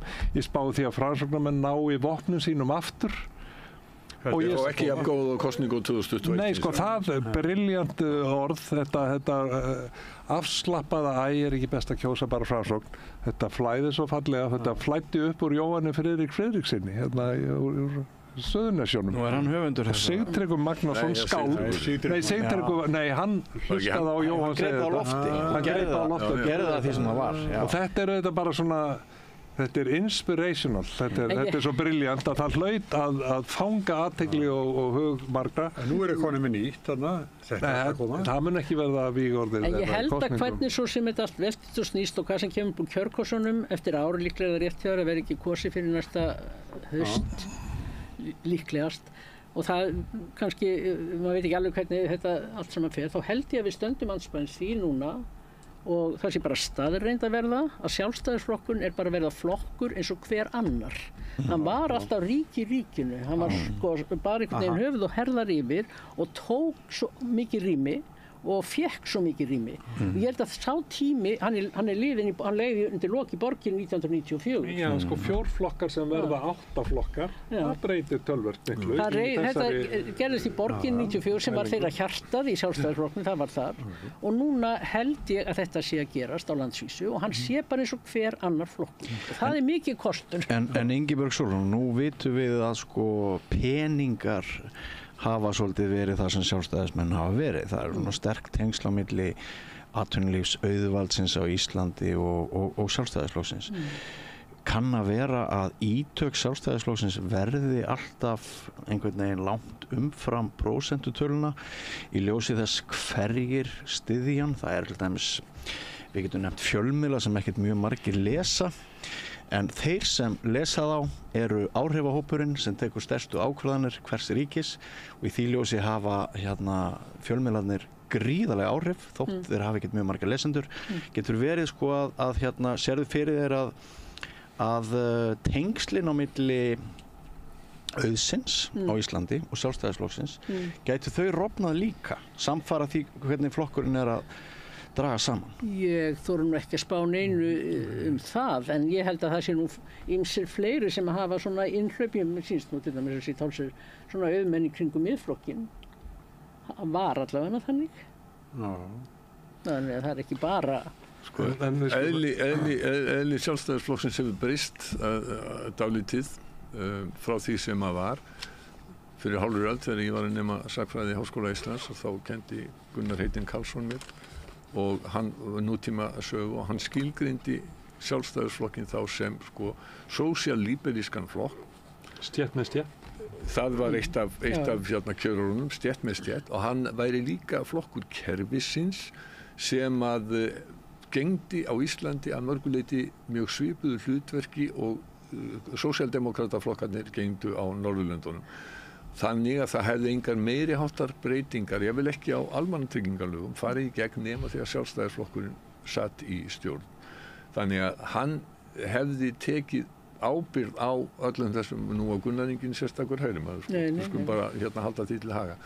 En hann var mjög skarpur á það hvernig hann las hlutverk Sjálfstæðisflokksins í samfélaginu og þarna á þessum tíma þá nýtur Sjálfstæðisflokkurinn veruleg stuðnings innan verkalýðshreyfingarinnar og það mjög margir verkalýðsleiðtogar sem sitja á þingi fyrir Sjálfstæðisflokkinn Þetta hefur breyst talsvert á þessum enda, það er hálfu öld síðan þetta var og þó þannig væri eitthvað hefði breyst í íslensku stjórnmálum. Þú nefndir sósíaldemókratana á Norðurlöndum, þá er það sama gerst hjá þeim. Já. Eins og hjá Sjálfstæðisflokknum hér. Já. Þeir eru ekki lengur þetta ríki ríkinu sem þeir áður voru. Þannig við erum bara að horfa á breytta tíma í í Danmörku þá eru kratarnir í stjórn með mið- og hægri flokk. Já. En svo Það er óhugsandi fyrir einhverjum sanngirni sé nú gætt, þá skulum við segja sem svo að þessi flokkar, fjórflokkurinn kom sínum málum á dagskrá. Bara í ákveðinu röð. Sjálfstæðismenn komu sínum málum sinni ár fyrir borð. Nú svo kemur Ingibjörg Sólrún með sínar áherslur og breytir mjög miklu, kemur því á dagskrá og innan allra þessara flokka á þingi í dag fullir ég að það er fullt af góðu fólki, leiftrandi hugum. Það eru hver með sínar áherslur og sínar agendur að koma á dagskrá. Og það sannarlega gerist í þingstörfunum og nefndunum öllu slíku og svo velst það að ári hverjir taka við stjórnartaumunum og þá verða líkendur nýjar áherslur eins og lítur út núna. Þá mun Kristrún taka við forsæti að óbreyttu og þá verða hennar áherslur og meiri jafnar áherslur settar á dagskrá að óbreyttu. En það þýðir ekki það að öllu hinu verið kippt úr sambandi. Ég var að benda á að það sem að kannski mælist illa núna, það er allavega eitt sem að sjálfstæðismenn geta státað sitt alltaf af. Það er það að nýsköpunar umhverfið á Íslandi er sennilega eitt af besta í heiminum. Við erum á 4 milljarða helgaða nýsköpun. Og það er alveg ótrúlega blómlegt og spennandi umhverfið þar. Ég vil líka segja framsóknarmönnum til hrós að menningarráðherra þeirra er búin að setja stefnur fram í öllum lykilmálum, í ferðamálum, í skapandi greinum, kvikmyndum og tónlist og öllu og það er unnið alveg gríðarlega markvisst og fókust af því. Það er gott. Nú ég ætla að segja að formanni Flokks fólksins það til hrós að hún hefur sett málefni viðkvæmustu hópana á Íslandi hressilega á dagskrá og ég heiti engan þingmann og engan ráðherra sem er ósammála áherslum Flokks fólksins. Og það hefur sannlega verið gefandi fóti með það að það muni verða leiðrétt, þessi halli, þessi 10% hópur sem er reyndar auðvitað leið á þjóðinni fjölgar, þá stækkar sá hópur hlutfallslega, en að það verði leiðrétt og það verði lagað. Það væri sannlega búið að því ef það hefði verið COVID og Grindavík að svona trufla það ferli. En ég er að segja, með svona öflugt fólk, að tala máli hinna ýmsu hópa samfélagsins, spennar allt ritofið, þá held ég að við eigum að vera ánað með okkar ástand og bera það sama við ýmsar aðrar þjóðir þar sem að ástandið er mun síðra og bendi á Pútil í austri og Biden og Trump í vestri. Nei, ég er nú bara vaxtamun inn á milli landa og svo Pútil á Trump. Á móti get ég alveg tekið undir með Jakob þó ég hef ekki verið þáttakandi í stjórnmál, ég hef verið að skoða stjórnmál í hálfa öld. Ég þekki fullt af stjórnmálamönnum og hef unnið með fullt af stjórnmálamönnum eða mönnum sem fóru síðar út í stjórnmál og ég get eiginlega sagt að það eru undantekningar en langflest af þessu fólki er þarna vegna þess að það vill vinna landi og þjóð gagn. Það er þarna af heilindum. Það eru undantekningar hins vegar. Ég bara segi það eru undantekningar þar sem fólk er meira að hugsa sjálft sig eða einhverja sérhagsmuni en lang flestir eru heiðarlegt og gott fólk. Já, þannig skulum við enda. Svona jákvæð. En má ég samt segja eitt? Já. Af því að ég var að þakka Ingibjörgu Sólrúnu áðan fyrir allt þitt góða starf í þá jafnréttis. Þá langar mig líka til þess að þakka þér, Bogi minn, fyrir allt þitt góða starf sem fréttaþulur. Frábær fyrirmynd. Og hvar hefði í hvaða átt hefði líf mitt farið ef ég hefði ekki haft stuðmenn. Þannig að takk fyrir þitt, Kobbi. Stuðmenn ætti aldrei segja. Það er bara stendur. Já, það var Bogi, Ingibjörg Sólrún og Jakob Frímann. Takk ykkur fyrir komuna. Og hér eftir augnablik sest hjá okkur Ólafur Þórn Harðarson.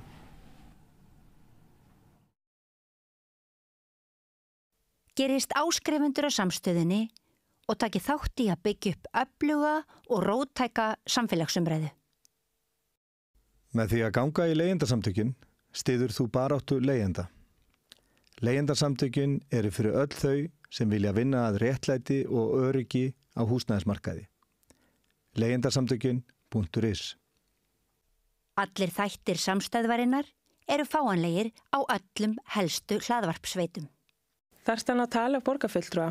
Borgarfulltrúar Sósíalistaflokksins eru með viðtalstíma alla mánudaga klukkan 13:30 til 14:30. Það þarf ekkert að bóka tíma, endilega kikið við í Bólholt 6, 105 Reykjavík. Við erum í útvarpinu á FM 89,1. Segðu það á Samstöðinni.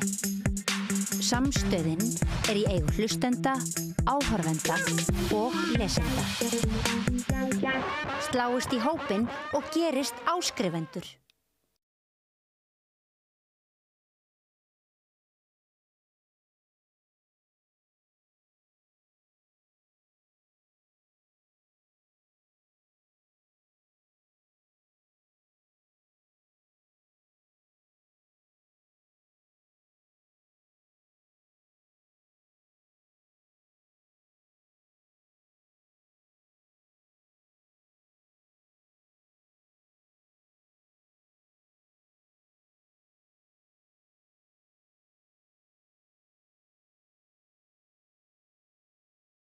Gerist áskrifendur á Samstöðinni og taki þátt í að byggja upp öfluga og róttæka samfélagsumræðu.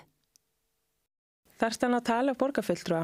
Borgarfulltrúar Sósíalistaflokksins eru með viðtalstíma alla mánudaga klukkan 13:30 til 14:30.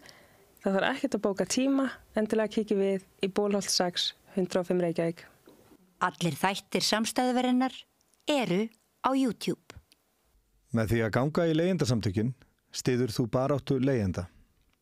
Leigjendasamtökin eru fyrir öll þau sem vilja vinna að réttlæti og öryggi á húsnæðismarkaði. Leigjendasamtökin.is. Ertu á leið heim úr vinnu? Stilltu á FM 89,1. Segðu það á Samstöðinni. Samstöðin í eigu hlustenda, áhorfenda og lesenda. Sláist í hópinn og gerist áskrifendur.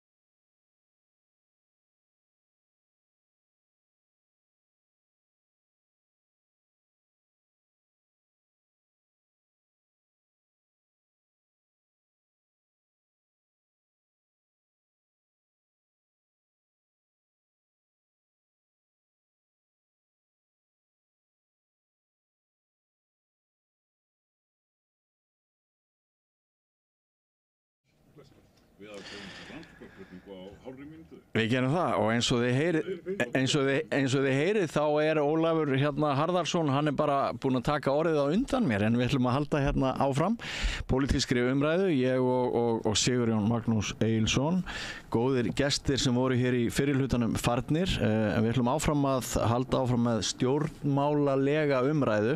Við ætlum að velta því fyrir okkur hvort fjárlögin sem hafa verið lögð fram séu líkleg til þess halda lífi í ríkisstjórninni, skulum við segja, til næsta hausts, eins og reyndar allir 3 gestir okkar áðan virtust sammála til loka kjörtímabilsins, eða hvort sundrung flokkana 3 sem skipa ríkisstjórnina vegna fjárlagana mun brjótast út núna, því þið sem fylgist með fréttum náttúrulega hafið tekið eftir því að það ber þegar á ágreiningi. En Ólafur Þ. Haraldsson, velkomin til okkar. Takk. Þú varst í fríi út í löndum, var það ekki? Jú, ég var í Skotlandi, í Hálöndunum og Orkneyjum. Já. Alveg stórkostlegt. Var það ekki? Jú, það er náttúrulega mikil sögulega arfleifð.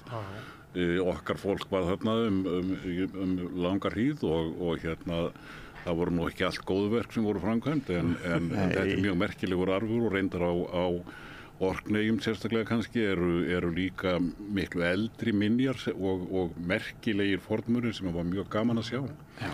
Og kirkja Heilags Magnúsar í Kirkvól sem er nú bara 10.000 manna bær eitthvað svoleiðis sko. Kona mín sagði, heyrðu, maður býst við að sjá svona dómkirkju í London eða París. Og hún var ótrúlega skemmtileg og ég fór að kynna mér sögu Heilags Magnúsar og þeirra jarlana þarna og manndrápanna og allt þetta og það var mjög skemmtilegt. Já. Og Skotland er náttúrulega eitt af mínum uppáhaldslöndum. Já. Hefur eitthvað náð að kíkja á hið íslenska pólitíska landslag svona síðustu daga? Já, maður gerir það alltaf svona eitthvað smáræði. Þú heyrði kannski... hlustaði mér að sé á hluta af umræðinum stefnuræði forsætisráðherra. Já.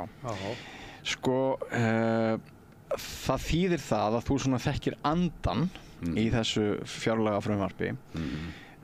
Þau segja engar skattahækkanir, engin niðurskurður, en það er náttúrulega svona pólitískt álitaefni hvort það er rétt. En þegar þú horfir á allan pakkan, ef við byrjum bara á stóru spurningunni, sýnist þér sem þau hafi náð að sauma þetta þannig saman að við getum þá bara átt von á því að þessi einkennilegi bræðingur sem þessi 3 flokkastjórn og hefur nú væga sagt svona aukist opinberlega úlfúðin á millimannas, sýnist þér að fjárlögin muni rimpa þessa stjórn saman til næsta hausts eða eru líkurnar á því hún springi meiri núna þegar þú hefur séð fjárlagafrumvarpið? Já, ég ætla nú að fá að tala hérna á eftir aðeins meira þennan einkennilega bræðing af því að ég hef bara að skoða hvað er að gerast í Danmörku og það eru mjög skemmtilegir samanburðar snertifletir. En varðandi fjárlaga frumvarpið, maður veit að vísu aldrei, það er líka vitað að auðvitað er ágreiningur milli þessara flokka í rauninni, sérstaklega Vinstri grænna og Sjálfstæðisflokksins, til dæmis skattheimtuna, til dæmis útgjöld til ýmissa mála. En ég sé nú ekki að þetta fjárlagafrumvarp boði mikil tíðindi. Þeim hefur allavega tekist að negla þetta saman og auðvitað geta komið upp einhver ágreiningsmál milli stjórnarflokkana en mér finnst og maður á nú aldrei að spá pólitík en mér finnst nú líklegra en ekki að það verður eitthvað sem að sprengir ríkisstjórnina fyrir næsta haust að þá finnst mér nú ekki líklegt að það verði fyrst og fremst eitthvað sem að er núna í fjárlagafrumvarpinu. Þó maður geti aldrei vitað það eru önnur mál sem að hins vegar eru á sprengjusvæði eins og við höfum séð náttúrulega síðasta undanfarin misseri að það hefur náttúrulega verið hverstansi hressilega milli stjórnarflokkana en þeir hafa haldið og það hefur náttúrulega orðið svo breyting að Katrín Jakobsdóttir sem að margir taldi að veri límið í ríkisstjórninni að hún er farin. Bjarni Benediktsson hefur tekið við. Bjarni held ég hins vegar að hafi metnað til þess að reyna að halda þessari ríkisstjórn saman allt til enda. En verður það ekki erfitt fyrir það? Auðvitað er það erfitt. Bæði er Bjarni svona umdildasti stjórnmálamaðurinn. Já. Og kannski fólk heyrir ekki alltaf sem hann að segja. Það bara byrja að bölva í hugunum. Já. Hann næri ekki, hann voru að missa klefa. Það er nú kannski fyrst og fremst gagnvart kjósendum í landinu sem það hefur gert sko. En ríkisstjórnarsamstarfi byggist nú á því hvernig leiðtogunum gengur að vinna saman. Og mér hefur nú sýnst reyndar, en auðvitað verður þetta erfitt, hins vegar hefur mér nú sýnst að Bjarni hafi ákveðið það þegar hann var forsætisráðherra að minnsta kosti eiginlega alltaf þegar hann kemur fram, þá er hann í hlutverkinu góði Bjarni, eða skemmtilegi Bjarni eða landsföðurlegi Bjarni en ekki eins og hann átti til stundum sem fjármálaráðherra að vera reið Bjarni og hérna þetta í rauninni það sem maður sér oft með forsætisráðherra. Það var til dæmis sagt að Bjarni Benediktsson heitinn eldri, hann hafi algjörlega skipt ham þegar hann varð forsætisráðherra, hann hafði verið alveg gríðarlega herskár stjórnmálamaður, en eftir að hann varð forsætisráðherra gerðist hann landsfaðir. Þannig að mér finnst hún kannski líklegast eins og þau búið að segja hérna áðan að þessi ríkisstjórn geti lifað alveg til haustsins. Sumir hafa talað að það yrðu kosningar í vor og í rauninni geta auðvitað orðið kosningar hvenar sem vegna þess að ágreiningurinn milli stjórnarflokkana svo mikill og kannski það sem ég myndi helst huga að hver verður nýr formaður VG, verður það Svandís Svavarsdóttir og mun VG telja það heppilegt fyrir sig að sprengja stjórnina fyrir næsta haustin. Það náttúrulega bara vangaveltur. Eins og kom fram hérna í umræðunum áðan svolítið þá var svona veltaði fyrir sér hvaða flokkur vann þetta fjárlagafrumvarp. Sýnist það þessi sjálfstæðisflokkurinn sem bara vinnur þetta fjárlagafrumvarp með því að það eru engar skattahækkanir á hérna breiðu baukinni í landinu á sama tíma og hér allt stórkostlega vanfjármagnað eins og Ingibjörg Sólrún benti á og svo framvegis. Það var áhugavert að sjálfstæðisflokkurinn vinnur þetta frumvarp ef það rétt, miðað við hvað staðans veik í kosningum. Það ju aðeins tekist á milli framsóknarmanna og sjálfstæðismanna núna það hvort hvort húsnæðislánin og séreignarsparnaðurinn hvort það að vera lokað eða opið áfram. En það nú sennilega von á meiri finnst mér úlfúð til dæmis ég var að kíkja á þetta nú orðin allmargir milljarðar sem að fara til varnarmála hérna hjá okkur Óli og við með VG í stjórninni og við vitum að varnarmálin þetta það ekki að fara í bara einhverja friðargæslusveitir, það að fara í bara kaup á vopnum sem drepa fólk og mér heyrist á Ingibjörgu Sólrúnu hérna áðan að hún segi ekki annað en að það væru breyttir tímar og við þyrftum að huga betur á þessu. Jakob Frímann var aðeins að minnast á það líka en hérna bara ef við ræðum þessa þætti þetta eitthvað sem að gæti ógnað stjórnarsamstarfinu meira en annað? Ég held nú að ég veit nú ekki nákvæmlega hverjir unnu þetta fjárlagafrumvarp en hins vegar veit það að í rauninni þegar fjárlagafrumvarp unnið þá vinnur í rauninni stóru línurnar það samkvæmt samkomulag í leiðtoga stjórnarflokkana ef það á að halda. Þar eru lagðar megin línur eins og til dæmis hvort það eigi að hækka skatta eða hvort það eigi að segjum stórauka útgjöld til heilbrigðismála eða hvað það nú Sjálf tæknivinnan hins vegar framkvæmd af sérfræðingum og þá skiptir í sjálfu sér ekki höfuðmáli hvort að fjármálaráðherrann úr Sjálfstæðisflokknum eða Framsóknarflokknum. Varðandi varnarmálin þá hefur það nú verið þannig að hér einu sinni var það þannig að forveri Vinstri grænna Alþýðubandalagið vildi ekki fara í ríkisstjórn nema það væri inni í stjórnarsáttmála ákvæði að bandaríska varnarliðið herinn færi. Þeir gerðu aldrei kröfu það að við gengjum úr NATO. Það eru hins vegar tímamót 1978 þegar Alþýðubandalagið fór í fyrsta skipti í ríkisstjórn án þess að það væri nein krafa brottför hersins. Það hafði verið sett inn í stjórnarsáttmálana bæði 1956 og 1971 í vinstri stjórnum að herinn ætti að fara en auðvitað var ekki vissu allir að það myndi ekki gerast og var væntanlega ekki þingmeirihluti fyrir því einu sinni. Á þessu kjörtímabili þá hefur sem sé VG ennþá þá stefnu að við eigum að fara úr NATO og talar fyrir friðarmálum en hins vegar var nú Katrín Jakobsdóttir reglulegu fundur á NATO-fundum og undirstrikaði það að sem forsætisráðherra þá talaði hún ekki fyrir VG heldur talaði hún fyrir þjóðaröryggisstefnuna og ríkisstjórnina og það kæmi satt að segja frekar á óvart þó að maður vit aldrei ef að sem sé ágreiningur framlög til varnarmála hvort sem þau fara til í hergögn eða eitthvað annað, það kemur óvart ef að það yrði banabiti ríkisstjórnarinnar. Já. Það virðist reyndar og í rauninni sko, ég held að Ingibjörg Sólrún var nú eitthvað í að því kannski skilur við sjáum náttúrulega hér allstaðar í kringum okkur að með sko innrás Rússa í Úkraínu þá hafa viðhorf yfir allt pólitíska spektrumið breyst. Viðhorfum til NATO hafa víðast orðið miklu jákvæðar eða við fóru hérna Svíar og Finnar þarna inn og tónnin er annar heldur en það var fyrir 20, 30, 40 árum. Samt áhugavert sko að svo sem situr sem forseti á Bessastöðum, hún gagnrýndi þetta og hún fekk hlaut kjör. Hún er Halla Tómasdóttir. Já, en hún ræður engu þetta. Nei, en segir sína sögum að mjög stór hluti í íslensku þjóðarinnar er með höllu í liði. Kaupir ekki það að við getum ekki keypt okkur endalaust hlutleysi eins og okkur tókst lengi vel að gera. Það má alveg segja það, en ég myndi nú ekki draga þá ályktun að Halla hafi nú bara fengið þriðjungatkvæðina aðalega út á þessu ummæli. Nei, alls ekki, ég vil bara benda á að En það er alveg rétt, hún nefndi þetta og en eins og ég segi, hún ræður, þetta er ekki á valdsviði forseta að ákveða þetta. En þetta sko með kosningar, þegar þeir eru bara á landstími, það er bara fyrir að enda í þetta kjörtímabil. Væri ekki mannlegra og betra að kjósa að vori heldur en hausti? Menn hafa oft sagt það og það var alltaf sagt hérna í gamla daga minnstakosti að það væri heppilega út af fjárlögunum. Hins vegar þá hef ég nú ekki verið viss að það séu endilega gild rök.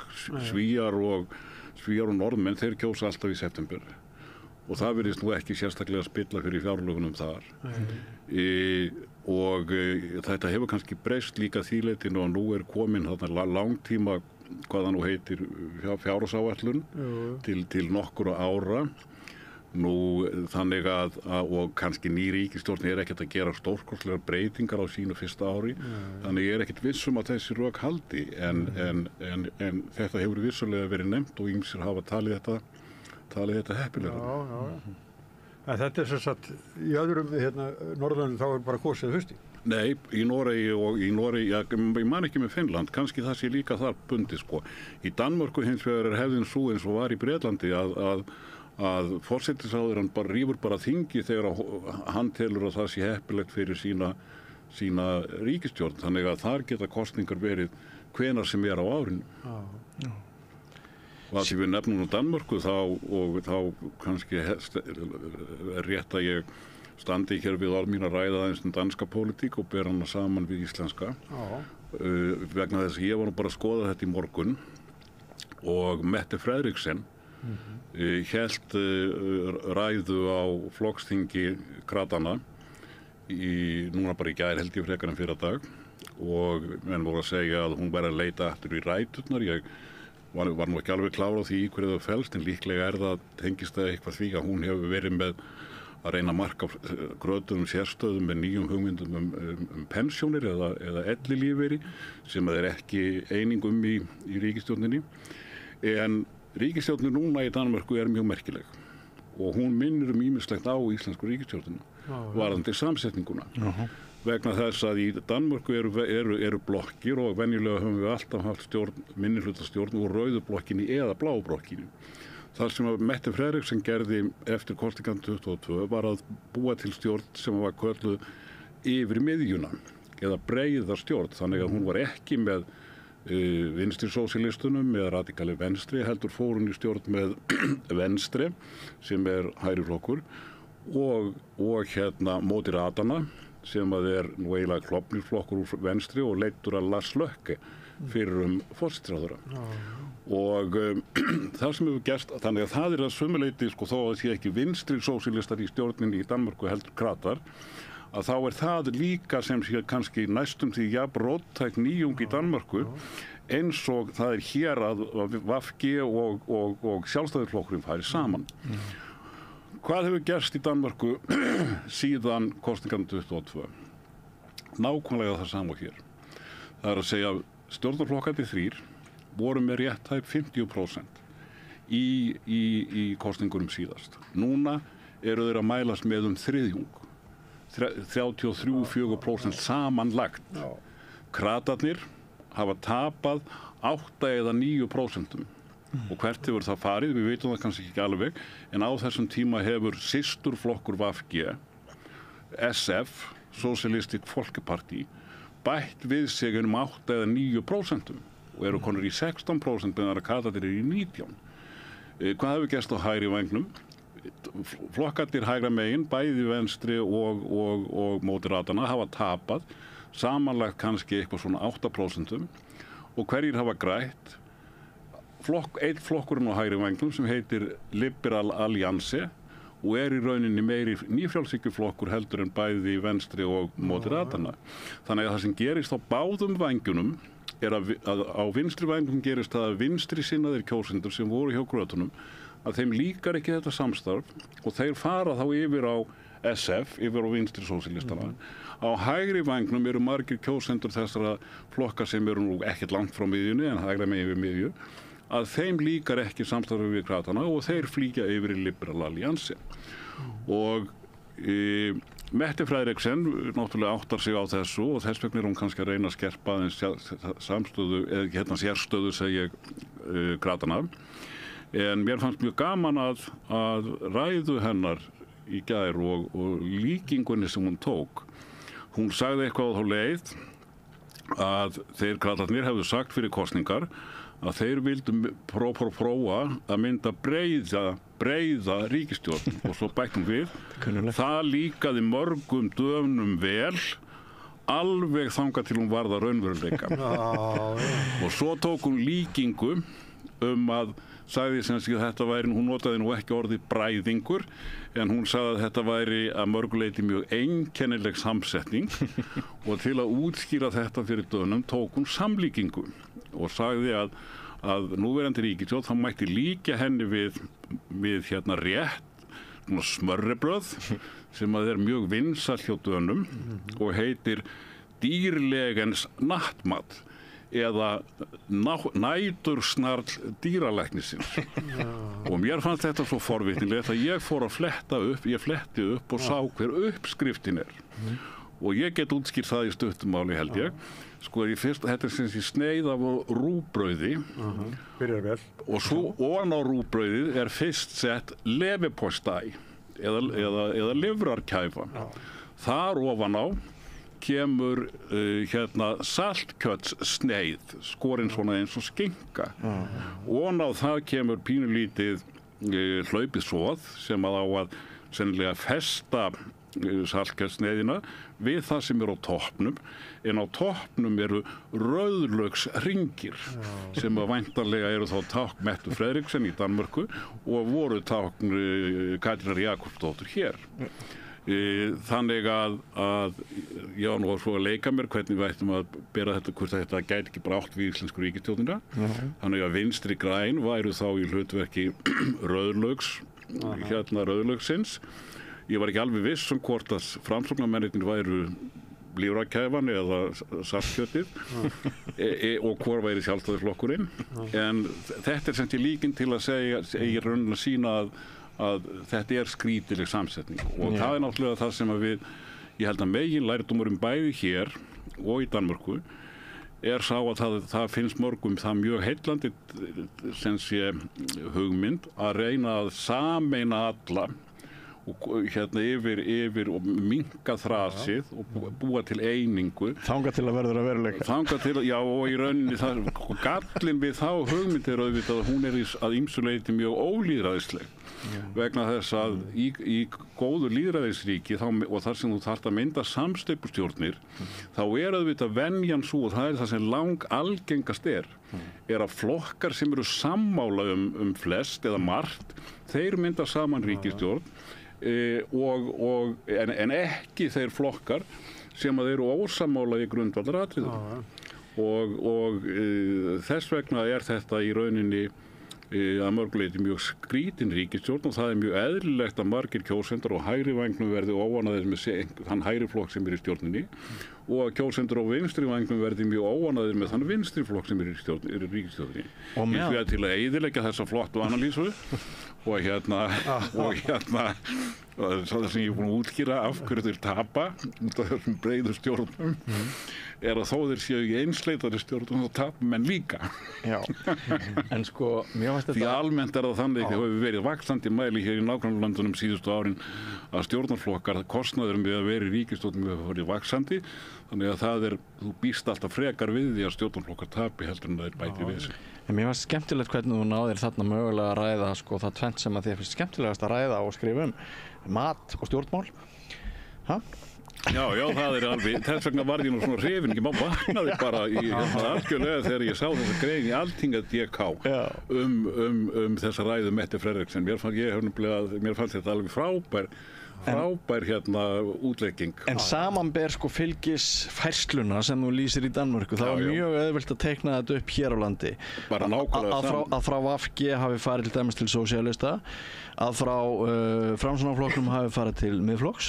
VG hefur nú reynda lítið farið til sósíalista því sósíalistar hafa ekkert stækkað.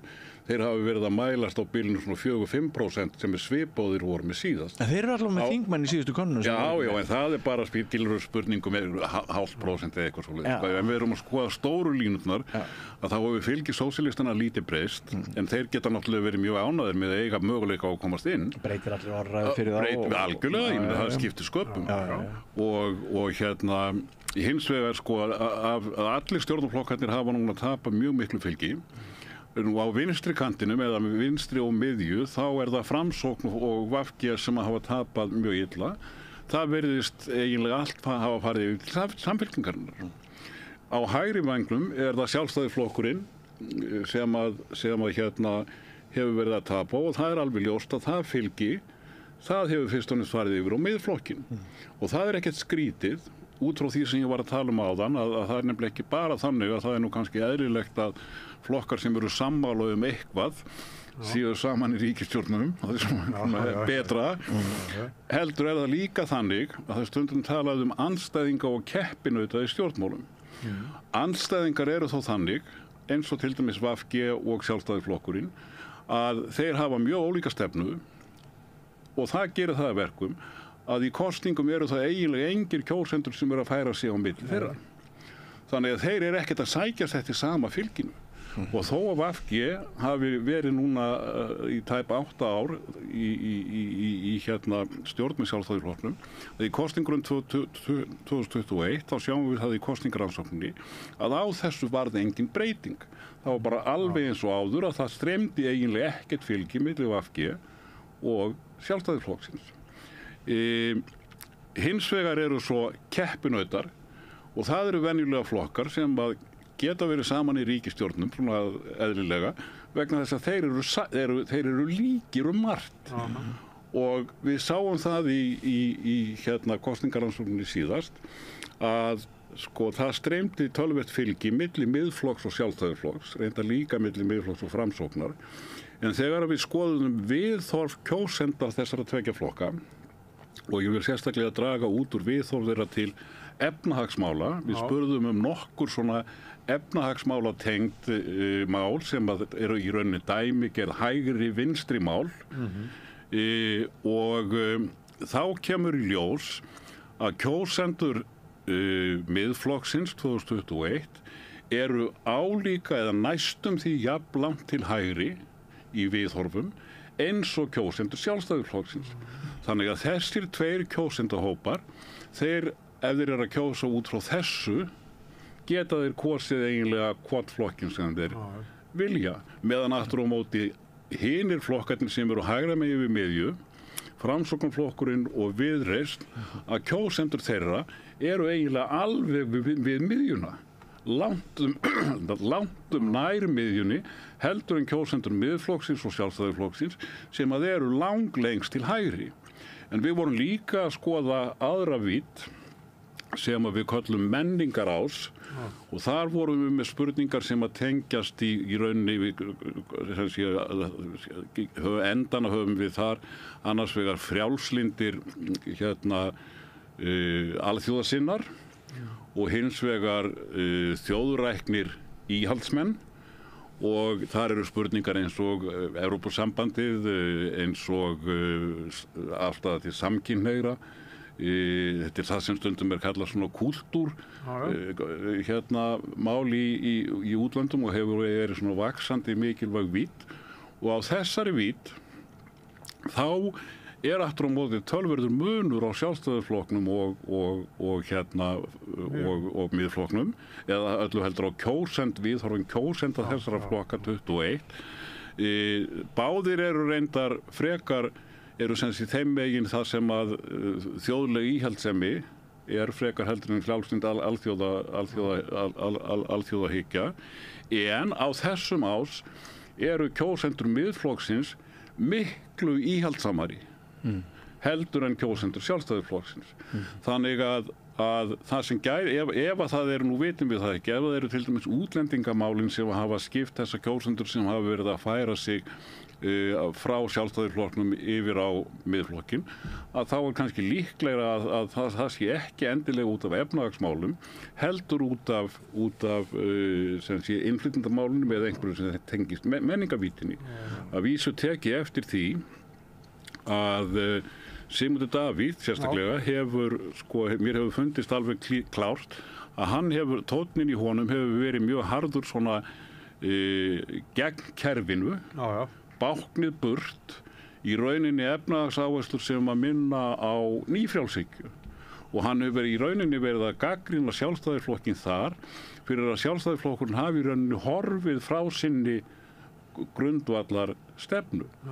Þannig að sennilega þetta sem sé þessi óánægja með stjórnarsamstarfi sem sé þessi sjálfstæðismenn sem að greiða atkvæði með fótunum þó að það sé nú að vísu ennþá bara í skoðanakönnunum að þeir geta sem sé það mjög skiljanlegt að þeir leiti skjóls í Miðflokknum eða Miðflokkurinn höfði til þeirra út frá þessum greiningum sem ég hef verið að greina frá hér og þetta við erum reyndar ég og félagar mínir í kosningarannsóknum því að ég heyrði hér í fyrirluta þáttarins að þetta svona bókaauglýsingaþáttur að við erum að ganga frá til prentunar nýrri bók kosningarnar 2021 sem meðal annars allt þetta sem ég var að segja þessar greiningar kemur fram, hún á íslensku og á að vera svona tiltölulega alþýðleg þannig að sem sé að regression-módelin höfð í lágmarki og ég satt að segja mjög gaman að því hvernig þetta hefur komið út hjá okkur, við erum 5 sem erum að vinna þetta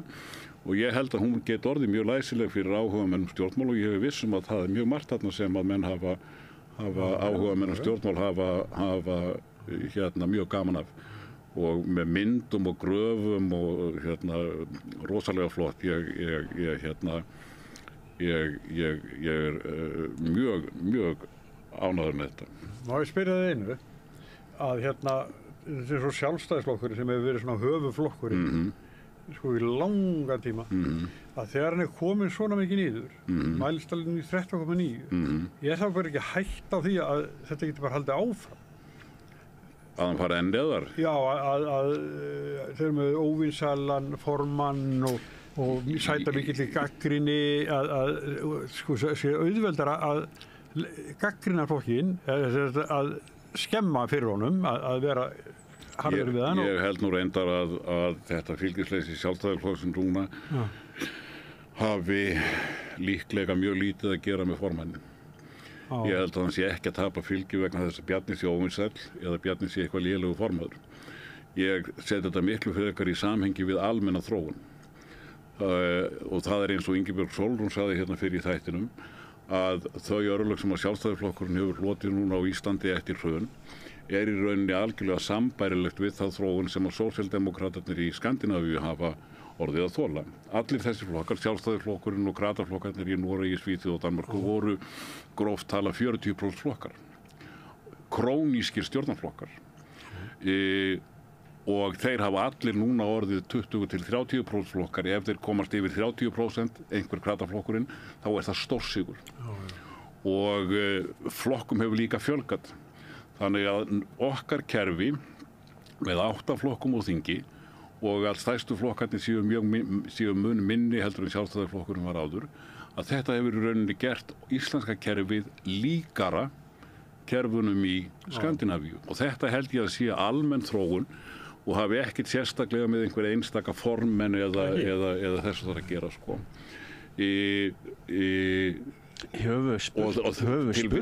Til viðbótar þessu þá náttúrulega þarf maður að undirstrika það sem ég var að nefna áðan að það náttúrulega bara mjög sterk tilhneiging og hefur verið bæði hér og í nágrannalöndunum en hefur heldur sterkari að ríkisstjórnarflokkar, hvort sem stjórnin til hægri eða vinstri, og þeir hafa tilhneigingu til þess að tapa í kosningum. Kjósendur virðast einfaldlega að vera kröfuharðari gagnvart ríkisstjórnarflokkum heldur þeir voru áður.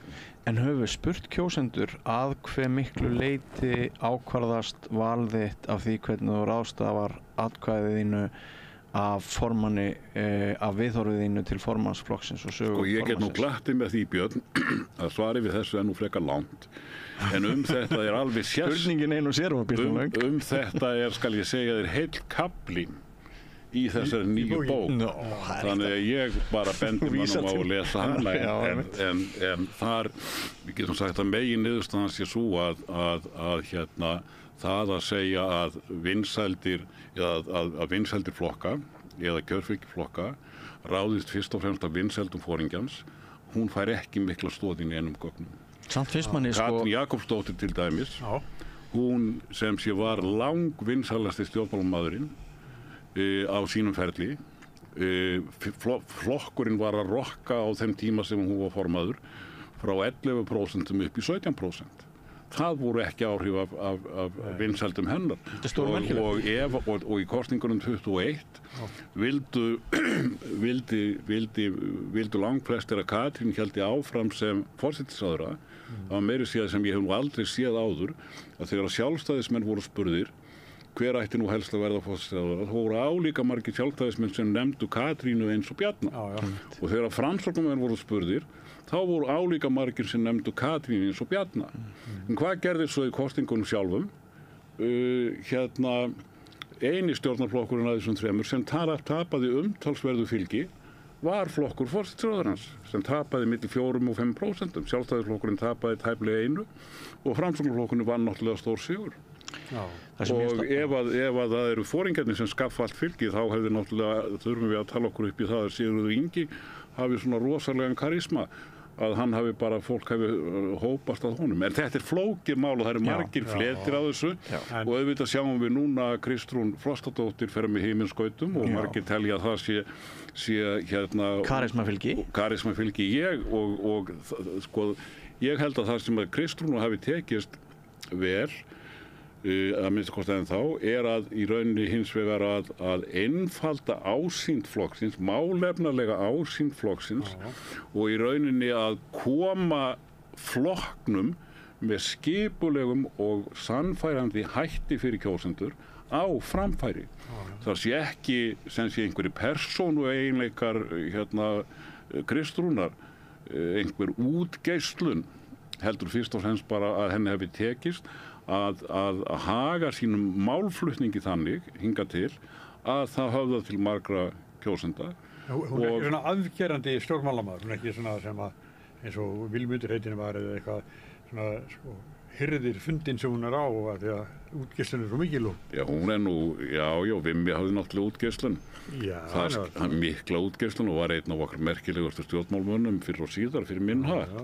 Hins vegar dugði það nú, hann átti að vísa mikinn þátt í stórsigri Alþýðuflokksins sem fekk 22% 1978 en eftir að þessi mikli sjarmur stofnaði Bandalag jafnaðarmanna þá fekk hann nú bara 7,3% í kosningunum 1983. Það var nú jarðitur allt í kringum hann til að... Já, en ég var með honum það var í fyrsta skipti sem ég var í kosningaútvarpinu 1980, það var í fyrsta skipti sem ég var í svona kosninga.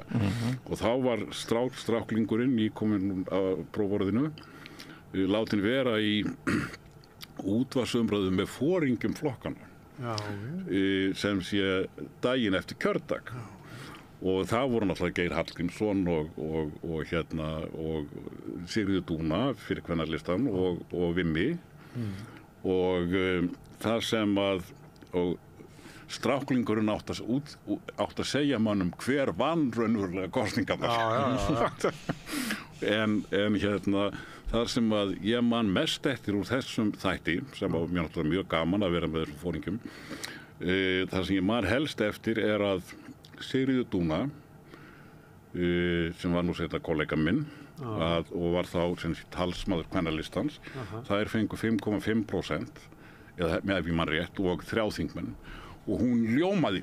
Það er að segja eðlilega leit á þetta sem stórsigur. Vimmi hins vegar var algjörlega niður brotin því að fyrir honum voru 7,3% og 4 þingmenn algjört disaster. Hann hafði verið að gera sér vonir að verða að minnstakosti stærri heldur en alþýðuflokkurinn sem hann hafði gengið úr og þetta var skýrt dæmi það hvernig væntingarnar geta skipta eins miklu máli eins og beinharðar tölurnar sem þú ert með á borðinu. Ég hef náttúrulega örugglega sagt í þessum þætti að megin sigurvegari kosninganna væri Vilmundur Gylfason af því að það var svo óvenjulegt kvennalistinn vegna þess að á þessum tíma 83 var svo óvenjulegt að nýjir flokkar kæmust inn. Það hafði vísu venjulega verið 50 flokkur frá 1971 á þinginu en í rauninni það að koma nýr inn og ná bara inn á þingið það var alltaf mjög flottur árangur. En hann mataði ekki slís? Nei, hann mataði ekki þannig, hann hafði bara svo mikla væntingar. Ég með eina spurningu hérna því að ég man að ég var að hlusta á ykkur 2 í vor kannski eða fyrra sumar, ég var að keyra á milli Mývatnssveitar og Reykjavíkur og þá var þessi þáttur á sunnudegi, þið voru hérna 2 og sennilega Gunnar Smári líka og kannski var einhverju fleiri en ég man það bara Óli að þá varst þú að nefna þann möguleika hvort VG myndu láta steita á skeri einhver tímann núna á þessu loka ári sem framöndan sprengja ríkisstjórn á einhverju prinsippmáli. Þú varst að ræða það hvort það væri mögulegt eða líklegt eða hvers konar mál mögulega það geti orðið og þetta vakti svona dálítið athygli í þjóðmálaumræðinu nokkra daga eftir. Myndirðu treysta þér til þess að meta það hvort það hefur áhrif á þetta samhengi hvort Svandís Svavarsdóttir tekur sleginn og verður formaður VG svona meiri baráttukona heldur en manni finnst mig vera. Það einhvern veginn áran í kringu Svandísi svolítið öðruvísi, það samt erfitt að lýsa þessu með orðum, þetta meira svona tilfinning. Bara gröftur í fram? Já, eitthvað þannig Ákveðnari og með öðrum orðum heldur það að það myndi auka líkurnar á því að ríkisstjórnin springi ef Svandís fer fram og verður formaður? Já, ég fyrir minn hatt þó að maður eigi nú aldrei að gefa stjórnmálamönnum einkunnir þá nú bæði Mummi og Svandís fyrir minn hatt öflugir stjórnmálamenn. Svandís hins vegar miklu sjóaði og fyrir nú utan sínar göfuga ættir. Já, segðu. Og hún líka, hún sjóið sem þýðir meðal annars að hún pólitískur refur og ég á ekki við það í neinni neikvæðri merkingu. Hún bara sem sé kann að lesa stöðu og kann ýmislegt fyrir sér í því hvernig kaupin gerast á eyrinni í stjórnmálum. Hún líka töffari, hún þorir að vera herská og þannig að ég myndi nú geta ekki svara spurningunni en hins vegar þá finnst mér nú líklegra fyrst og lagi að hún verði formaður og mér finnst hún líklegri sennilega heldur en Mummi þó að það sé ómögulegt að segja til að sprengja stjórnina ef hún metur það þannig að það sé heppilegt að gera það. Það má hins vegar benda á það líka að Mummi var nú fyrstur af þeim forystumönnum VG til að lýsa því yfir fyrir eitthvað 12 síðan að hann í rauninni lýsti yfir stjórnarslitum núverandi ríkisstjórnar en tímasetningin var eftir næstu kosningar. Þannig að hann var í rauninni sem var í sjálfu sér engum kemur óvart núna en voru kannski aðeins meiri tíðindi þá að hann segði hreint og klárt þessu stjórnarsamstarfi verður ekki haldið áfram eftir næstu kosningar og ég held að allir átti sig á því að hann hefur verið fyrstur til orða þetta. Já, af þessum forystunum VG held ég að hann hafi verið fyrstur. Já, og bara almennt, hvað sjálfstæðismaður sagði daginn að Já, þau eiginlega öll búin að segja þetta síðan. Já, nú þeir náttúrulega búin að segja þetta. Og marg oft jafnvel. Það engin stemning. Nei, það hérna, en hins vegar hafa nú sum hagkvæmnis hjónabönd haldist lengur heldur en mörg sambönd sem að stofna þeir til af brennandi ástríð og ást. Og ekki síst í kreppu vegna þess að nú þarf nú 2 fyrirvinnur sem aldrei fyrr inn á heimilin út af vaxtafári og verðbólgu og skuldum og öðru því, þannig að kannski það einmitt bara kreppan sem að heldur þessari ríkisstjórn saman til næsta haust. En ef ekki að fara að segja þetta hvort eitthvað? Jú, ekki? Ég held það. Leifa Óla að komast út í sólina. Já, og þið eru að hafa með fótboltaleik. Er það? 5 leikafélagið er að keppa við fram. Hvað er það að segja? Nærðu seinni hálfleik, kannski? Já. Þá skulum við segja þetta og hvað er svo hérna verið það? Nei, það er á framvellinum að ég bara ekki láti mér ekki sjónvarpinu æja. Já. Kæra þakki fyrir komuna og við munum kíkja á þessa kosningarannsókn. Þú kemur bara með fyrsta eindækið hérna og við hérna ræðum bókina. Það er bara góðu dýl. Er ekki? Já, er ekki. Ljómandi. Allir samanlá. Svo ég kem líka að ræða þína bók. Já, vonandi. Það er spennandi tíma framöndan. Ólafur, þakka kærlega fyrir komuna. Og svo Björn Þorláksson, þá ætla þú að sitja eftir með minni svo Gunnar Smári gerir ævinlega. Já, ég sit eftir. Já, og við komum aftur eftir augnablik. Einmitt.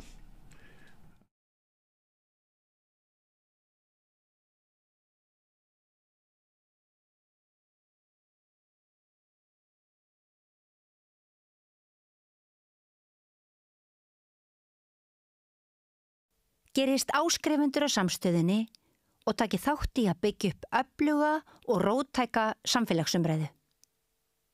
Þarstan á tali af borgarfulltrúa. Borgarfulltrúar Sósíalistaflokksins eru með viðtalstíma alla mánudaga klukkan 13:30 til 14:30. Það þarf ekkert að bóka tíma, endilega kíkja við í Bólholt 6, 105 Reykjavík. Allir þættir Samstæðuverinnar eru á YouTube.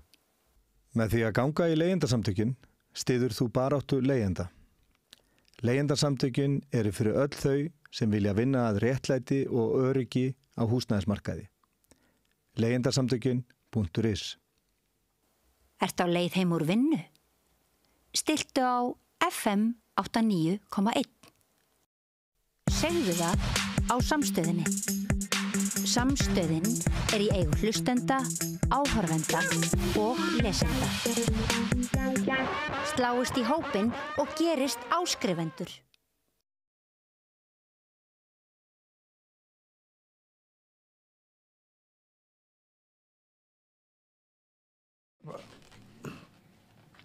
Jæja, Björn Þorláksson.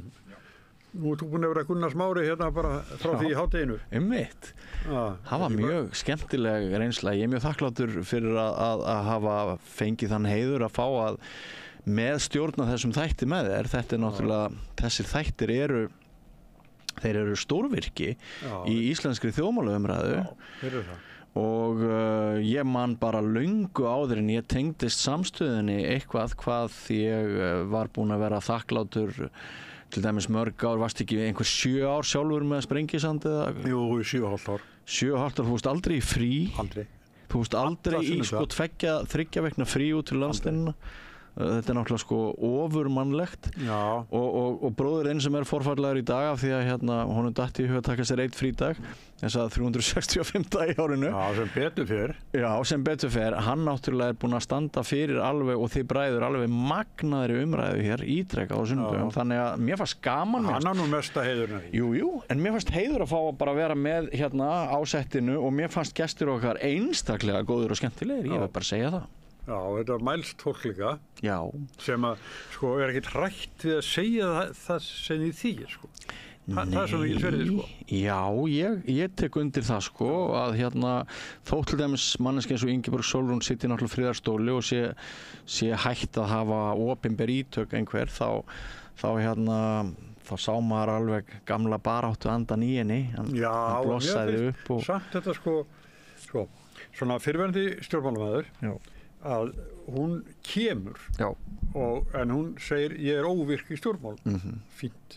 En hún kemur, hún segir sína skoðanir. Mér finnst svolítið vont að kannski stjórnmálamaður sem er kannski skipt miklu máli meðan hann var í pólitíkinni, ef hann bara lokar á og vill ekki koma. Mér finnst eiginlega svona skulda svolítið það að taka þátt í umræðu það sem er að gerast. Já, ég er sammála þér. Það út frá þekkingu, reynslu. Já. þá bara sko fyrir okkar litla fámennasamfélag þá það bara samfélagslega mikilvægt að við séum virk, það ekki? Jú. Í lýðræðislegri umræðu. Og sko fólki sem hættir að tjá sig daginn sem það vera starfslok hjá því, það ákveðin skaði fyrir samfélag mögulega ef það hættir að tjá sig því þá loksins getur að tala frjálst og það býr yfir oft mjög mikill þekking og visku sem væri bara mjög gott að miðla. Það er stóra máli. Og sem sagt þekkir söguna, svona nýliðina sögu allavega og það sem getur gagnast með mikið í umræðu. Eins og Ólafur Þ. Harðarson, professor emeritus, alveg á fullu komin á eftirlaun sko, sem hann að ritstýra áhugaverðri bók eins og var að tala og náttúrulega mjög gaman alltaf að heyra hvað hann hefur að segja. Já, hann talar svo skýrt. Hann talar skýrt og það skiptir miklu máli. Og hann hefur svo gaman að þessu. Sko, þú skynjar ástríðuna hjá hann. Það líka bara það sem alltaf svo gaman. Mér fannst öll sem voru hafa svona einhverja samfélagslega ástríðu í eigin æðum og þegar maður finnur það hjá viðmælendum þá dett mann í huga að hlustendum og áhorfendum finnist sem að það sé eitthvað að gerast. Það voru Jakob Frímann sagði mér í gær að hann og Bogi voru saman í landsprófi í Hagaskólanum. Jakob ári yngri en hann var sem sagt ári á undan í skóla. Þannig að þeir voru saman og held í MR líka. Og svo náttúrulega Jakob náttúrulega var samherji Ingibergar í nokkur ári í Samfylkingunni. Þannig að svona við erum þetta fámenni samfélag okkar sko. Þetta rekur sig alltaf einhvern veginn saman. Já, það alveg rétt. Þess vegna eiga menn svolítið erfitt með að tala hreint út sko, þótt að kastist í kekki því að sko ef þú ætlar að vera harður á einhverju prinsippi og segja meiningu þína, það getur vel verið að bara 2 dögum seinna sértu fann að vinna með sko þeim sem þið langaði til þess að segja eitthvað við. En en af því þú nefnir sko líka bara með Boga, hann hefur augljóslega gríðarlegt hjarta fyrir því að vera í fréttamennskunni eins lengi og hann getur verið. Alveg svo þú ert á 8-aldri, það ekki? Jú, 70 síðan í janúar maður. Og sko þetta alveg frábært að til sé fólk, okkur veitir ekkert á þessu fólki ykkur öllum til að spyrja réttu spurningana og miðla okkur af ykkar reynslu og þekkingu. Ég vil nú segja eins og sko að ég ætlaði ekkert að byrja aftur í svona, svo kom ég einhvern tímann að hitta bróður minn og það var svo mikið kraftur í húsinu. Ég var hrist með sko. Hann náttúrulega því líka orkubúntið hann Smári. Ég hef svona svo sem sko unnið með honum áður en þetta fannst mér eitthvað sérstakt. Það eitthvað sérstakt í gangi. Svona var þetta líka sem þegar vorum að byrja með fréttablaðið. Það var mjög erfiður tími en spennandi, mikið álag. Sko, og stundum gleymist það að nefna það að hérna erum við til dæmis með Laufeyju, hinum við vegginn sko og hún brosir til okkar og veifar. Við erum ekki með neina kamera á henni held ég samt. Nei, en sko, en allt fólkið sem hefur einhvern veginn komið nálægt þessu ævintýri í samstöðinni allt ósynlega fólkið, þessi orka sem hún nefndir, hún náttúrulega ekki bara okkur sem eru fyrir frá myndavélina. Hún ekki afur þess, það líka bara öll þessi bakvarða og hliðvarða orka. Og Kolbrún sem kemur til að skúra og allt þetta, þetta alveg stórkostlegt. Þakklætið út í samfélaginu fyrir geðu, ég grif fram með fyrir það, þakklætið út í samfélaginu, það alveg stórmerkilegt. Ég hef áður sagt að ég get ekki farið í sund. Það eru komnir 5 ókunnir bara til þess að þakka, biðja mig að skila þökkum til ykkar fyrir samstöðina. Þetta alveg magnað sko. Ég sko þegar ég var að manna þennan þátt eða sko fyrirhlutana þá hitti ég þannig á að kona segi gjarnan vilja fá og þá hún ein með börnin þessa helgi ykkur var að lenda í Oslo og svona en þarna sko þar var ég líka bjóða mjög miklum hægrimönnum í síðustu viku mun ég það rétt eða þar áður, nei síðustu viku þá voru við mjög hægri sinnaðir fyrir 2 vikum fyrir 2 vikum það var mjög hægri sinnaðir gestir sko þannig að þetta svona þetta alls ekki þó þetta sé í þessu húsi og svona tengt sósíalistaflokknum, þá er það alls ekki svo að við viljum ekki heyra aðra raddir, sko. Nei. Alls ekki, sko. Og þetta er sem sagt fyrir það er fólk að þakka. Já, fólk er ofta ekkert endilega að þakka manni fyrir sko stjórnmálahlutan heldur hérna. Nei. Ekkert endilega. Menningar umræði á samstöðinni er alveg gríðarlega mikil. Og þessi viðtöl, sko, þetta skiptir svo miklu máli. Hvað ertu búin að taka viðtöl sjálfur í 40 ára eða? Ertu sjálfur búin að taka viðtöl í 40 ár? Já, ég meina sko stundum heyrir maður þarna fólkinu í sundlauginni að hinir fjölmiðlarnir séu svo margir með óreint fólk á þessum póstum sem ekki lesi. Þú heyrir það þegar akkur spurður ekki að þessu. Já, ég held að reynslan sé kannski styrkur samstöðarinnar. Og ég meina það er fólk hér á samstöðinu sem hefur engin tengsl við sósíalista. Ég er einn þannig. Ég er bara hér vegna þess að hér finnst mér langöflugasti vaxtarbroddur íslenskra fjölmiðlunar í augnablikinu og sko mér finnst ótrúlega gaman að vinna hérna af því að hér er eitthvað gott og merkilegt að gerast finnst mér. Já, því hann er nú fjarverandi skýrstjórinn okkar að þá hann segja þessi sko viðtöl hans sem þú varst nú með helgina þessi löngu viðtöl þetta er alveg bara stórmerkilegt. Þetta er alveg stórmerkilegt. Alveg stórmerkilegt. Þetta er bókarefni bara í reyninni þetta er bara maður hefur heyrt sko viðtöl við fólk sem maður þekkti lítið til sko og þetta er bara vel gert og einu sinni nú er að segja þetta að því að Smári er ekki hérna þá var hann byrjaðan eitthvað með þátt á útvarpi sögu og fekk mér með sér, þetta voru bara nokkri þættir ég man ekki hvernig, ég veit ekki hvernig þetta kom til bara hann ringdi og baði með endur að koma að vera með sér í þessu og ég gerði það og hérna svo hefur búin að vera eitthvað í 2-3 þætti, þá sagði ég Smári, sko við erum svo ólíkir, sko ég get ekki viðtöl en þú samtöl því hann talar svo mikið við og kannski 30% af tímanum er hann að tala en ég er aftur alveg hinum en ég dreif mig alltaf út úr fyrir að spyrja. Akkurat og þegar menn eru sko bríkir á samhengi, talnaglöggir og fróðir alls konar hluti eins og bróðir þinn þá er þessi virðisauki inn í viðtölin sem leiðir til þess að viðtölin verða samtöl eins og þið kallið það sko þá getur svona það getur leitt til þess að það verður meira kjöt á beinunum en ella en sko að því hún minnist á laugardagsviðtölin okkar sem að kannski er ekki víst að allir hlustundur og áhorfendur séu meðvitaðir að ef einhver hefði sagt mér sko þessi löngu viðtöl sem að hann hefur nánast einn tekið.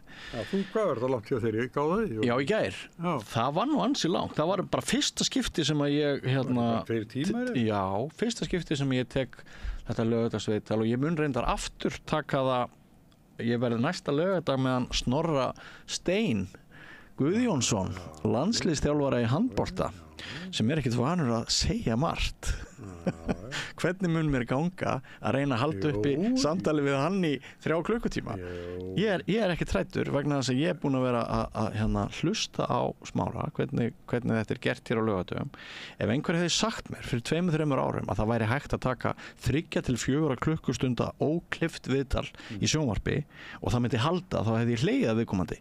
Þá hefði ég sagt nei, við erum sko athygli okkar er orðin engin og við tökum ákvörðun á splitt sekundu hvað við ætlum að kíkja á internetinu af því allt þarf að gerast á 1000-földum hraða en svo áttaði ég mig á því þessi löngu viðtöl þau eru ansvar við einbeitingaskortinu það er einmitt svo mikið skjól í svona löngum viðtölum og þessu þægilega tempói sem er hérna á samstöðinni að viðmælendur okkar þeir fá alltaf að klára sína setningar. Ég veit ekki sko ég tek þessi viðtöl yfirleitt ekki í einu.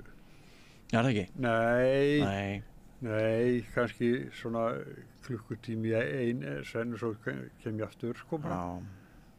Þetta hann gerir þetta alveg í beitir Já, sem hlustandi sko. Já, sem hlustandi sko. Já, þú ert að tala sem hlustandi. Já, þá hlusta ég ekki á það alveg í beit sko heldur. Nei, þetta er náttúrulega rosa gott að hafa þetta í eyrunum þegar maður fer út að labba eða að keyra eða eitthvað svoleiðis. Já, alveg frábært.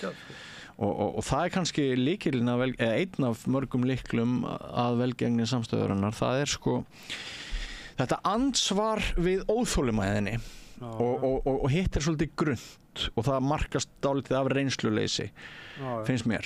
En hér höfum við verið svo heppin að vera með bara vant fólk á svo mörgum póstum, bara eins og með hann að Laufey þarna á tækni sviðinu sko, þetta náttúrulega, hér eru bara snillingar sko. Heyrðu, nú erum búin að mæra okkur svo mikið. Já, við leggjum ekki meira á mála linni. En við skulum ekki gleyma að mæra á heyrendur og hlustendur líka. Það er náttúrulega búið að vera frábært að fylgjast með fjölgun áskrifenda hjá okkur. Við kunnum ekki rullunars Smára. Nei, við kunnum hann ekki. En við kunnum samt að Við vitum það að sko hver og einn áskrifandi hefur það munar alla. Það munar allt. Og til að halda út í þessar öflugstarfsemi, þá munar allt. Já, og við vitum að þau sem eru áhugasöm að leggja samstöðin lið, þau geta farið inn á vefslóðina samstöðin.is og ef þú skrolla niður, þá kemur þar hnappur sem heitir áskrift og gegn aðeins 2500 króna mánaðarlegu framlagi sem má þetta auka. En bara fyrir það eitt svoleiðis áskrifandi, hvað færið fyrir 2500 kall? Þú færið 2 snúða frá Brauð og Kó fyrir 2500 kall. Fyrir þennan 2500 kall þá færðu kannski 4 sinnum 5, er þetta ekki 20-30 klukkutímar af efni á samstöðinni hverju viku? 30-40 jafnvel. Þetta er glás. Þetta er brjálæðislegt. Gomma, ég hef aldrei séð aðra eins gomma reiðhólum eins og stuðum eins og Segðu. Herri, þá endum þetta bara svona. Ég þakka þér samstarfið. Já, og þú búinn að nefna Laufey Ólafsdóttur sem er tæknimaður okkar. Pétur Fjellsteð sem er hina dagana oftast, bara þessi 2. Svo getum við haldið áfram að þylja upp þakkar ávarpin. En þetta, þakka fyrir samstarfið. Takk. Og þessi þáttur verður aftur, nýr þáttur að vikuliðinni. Sæla sinni.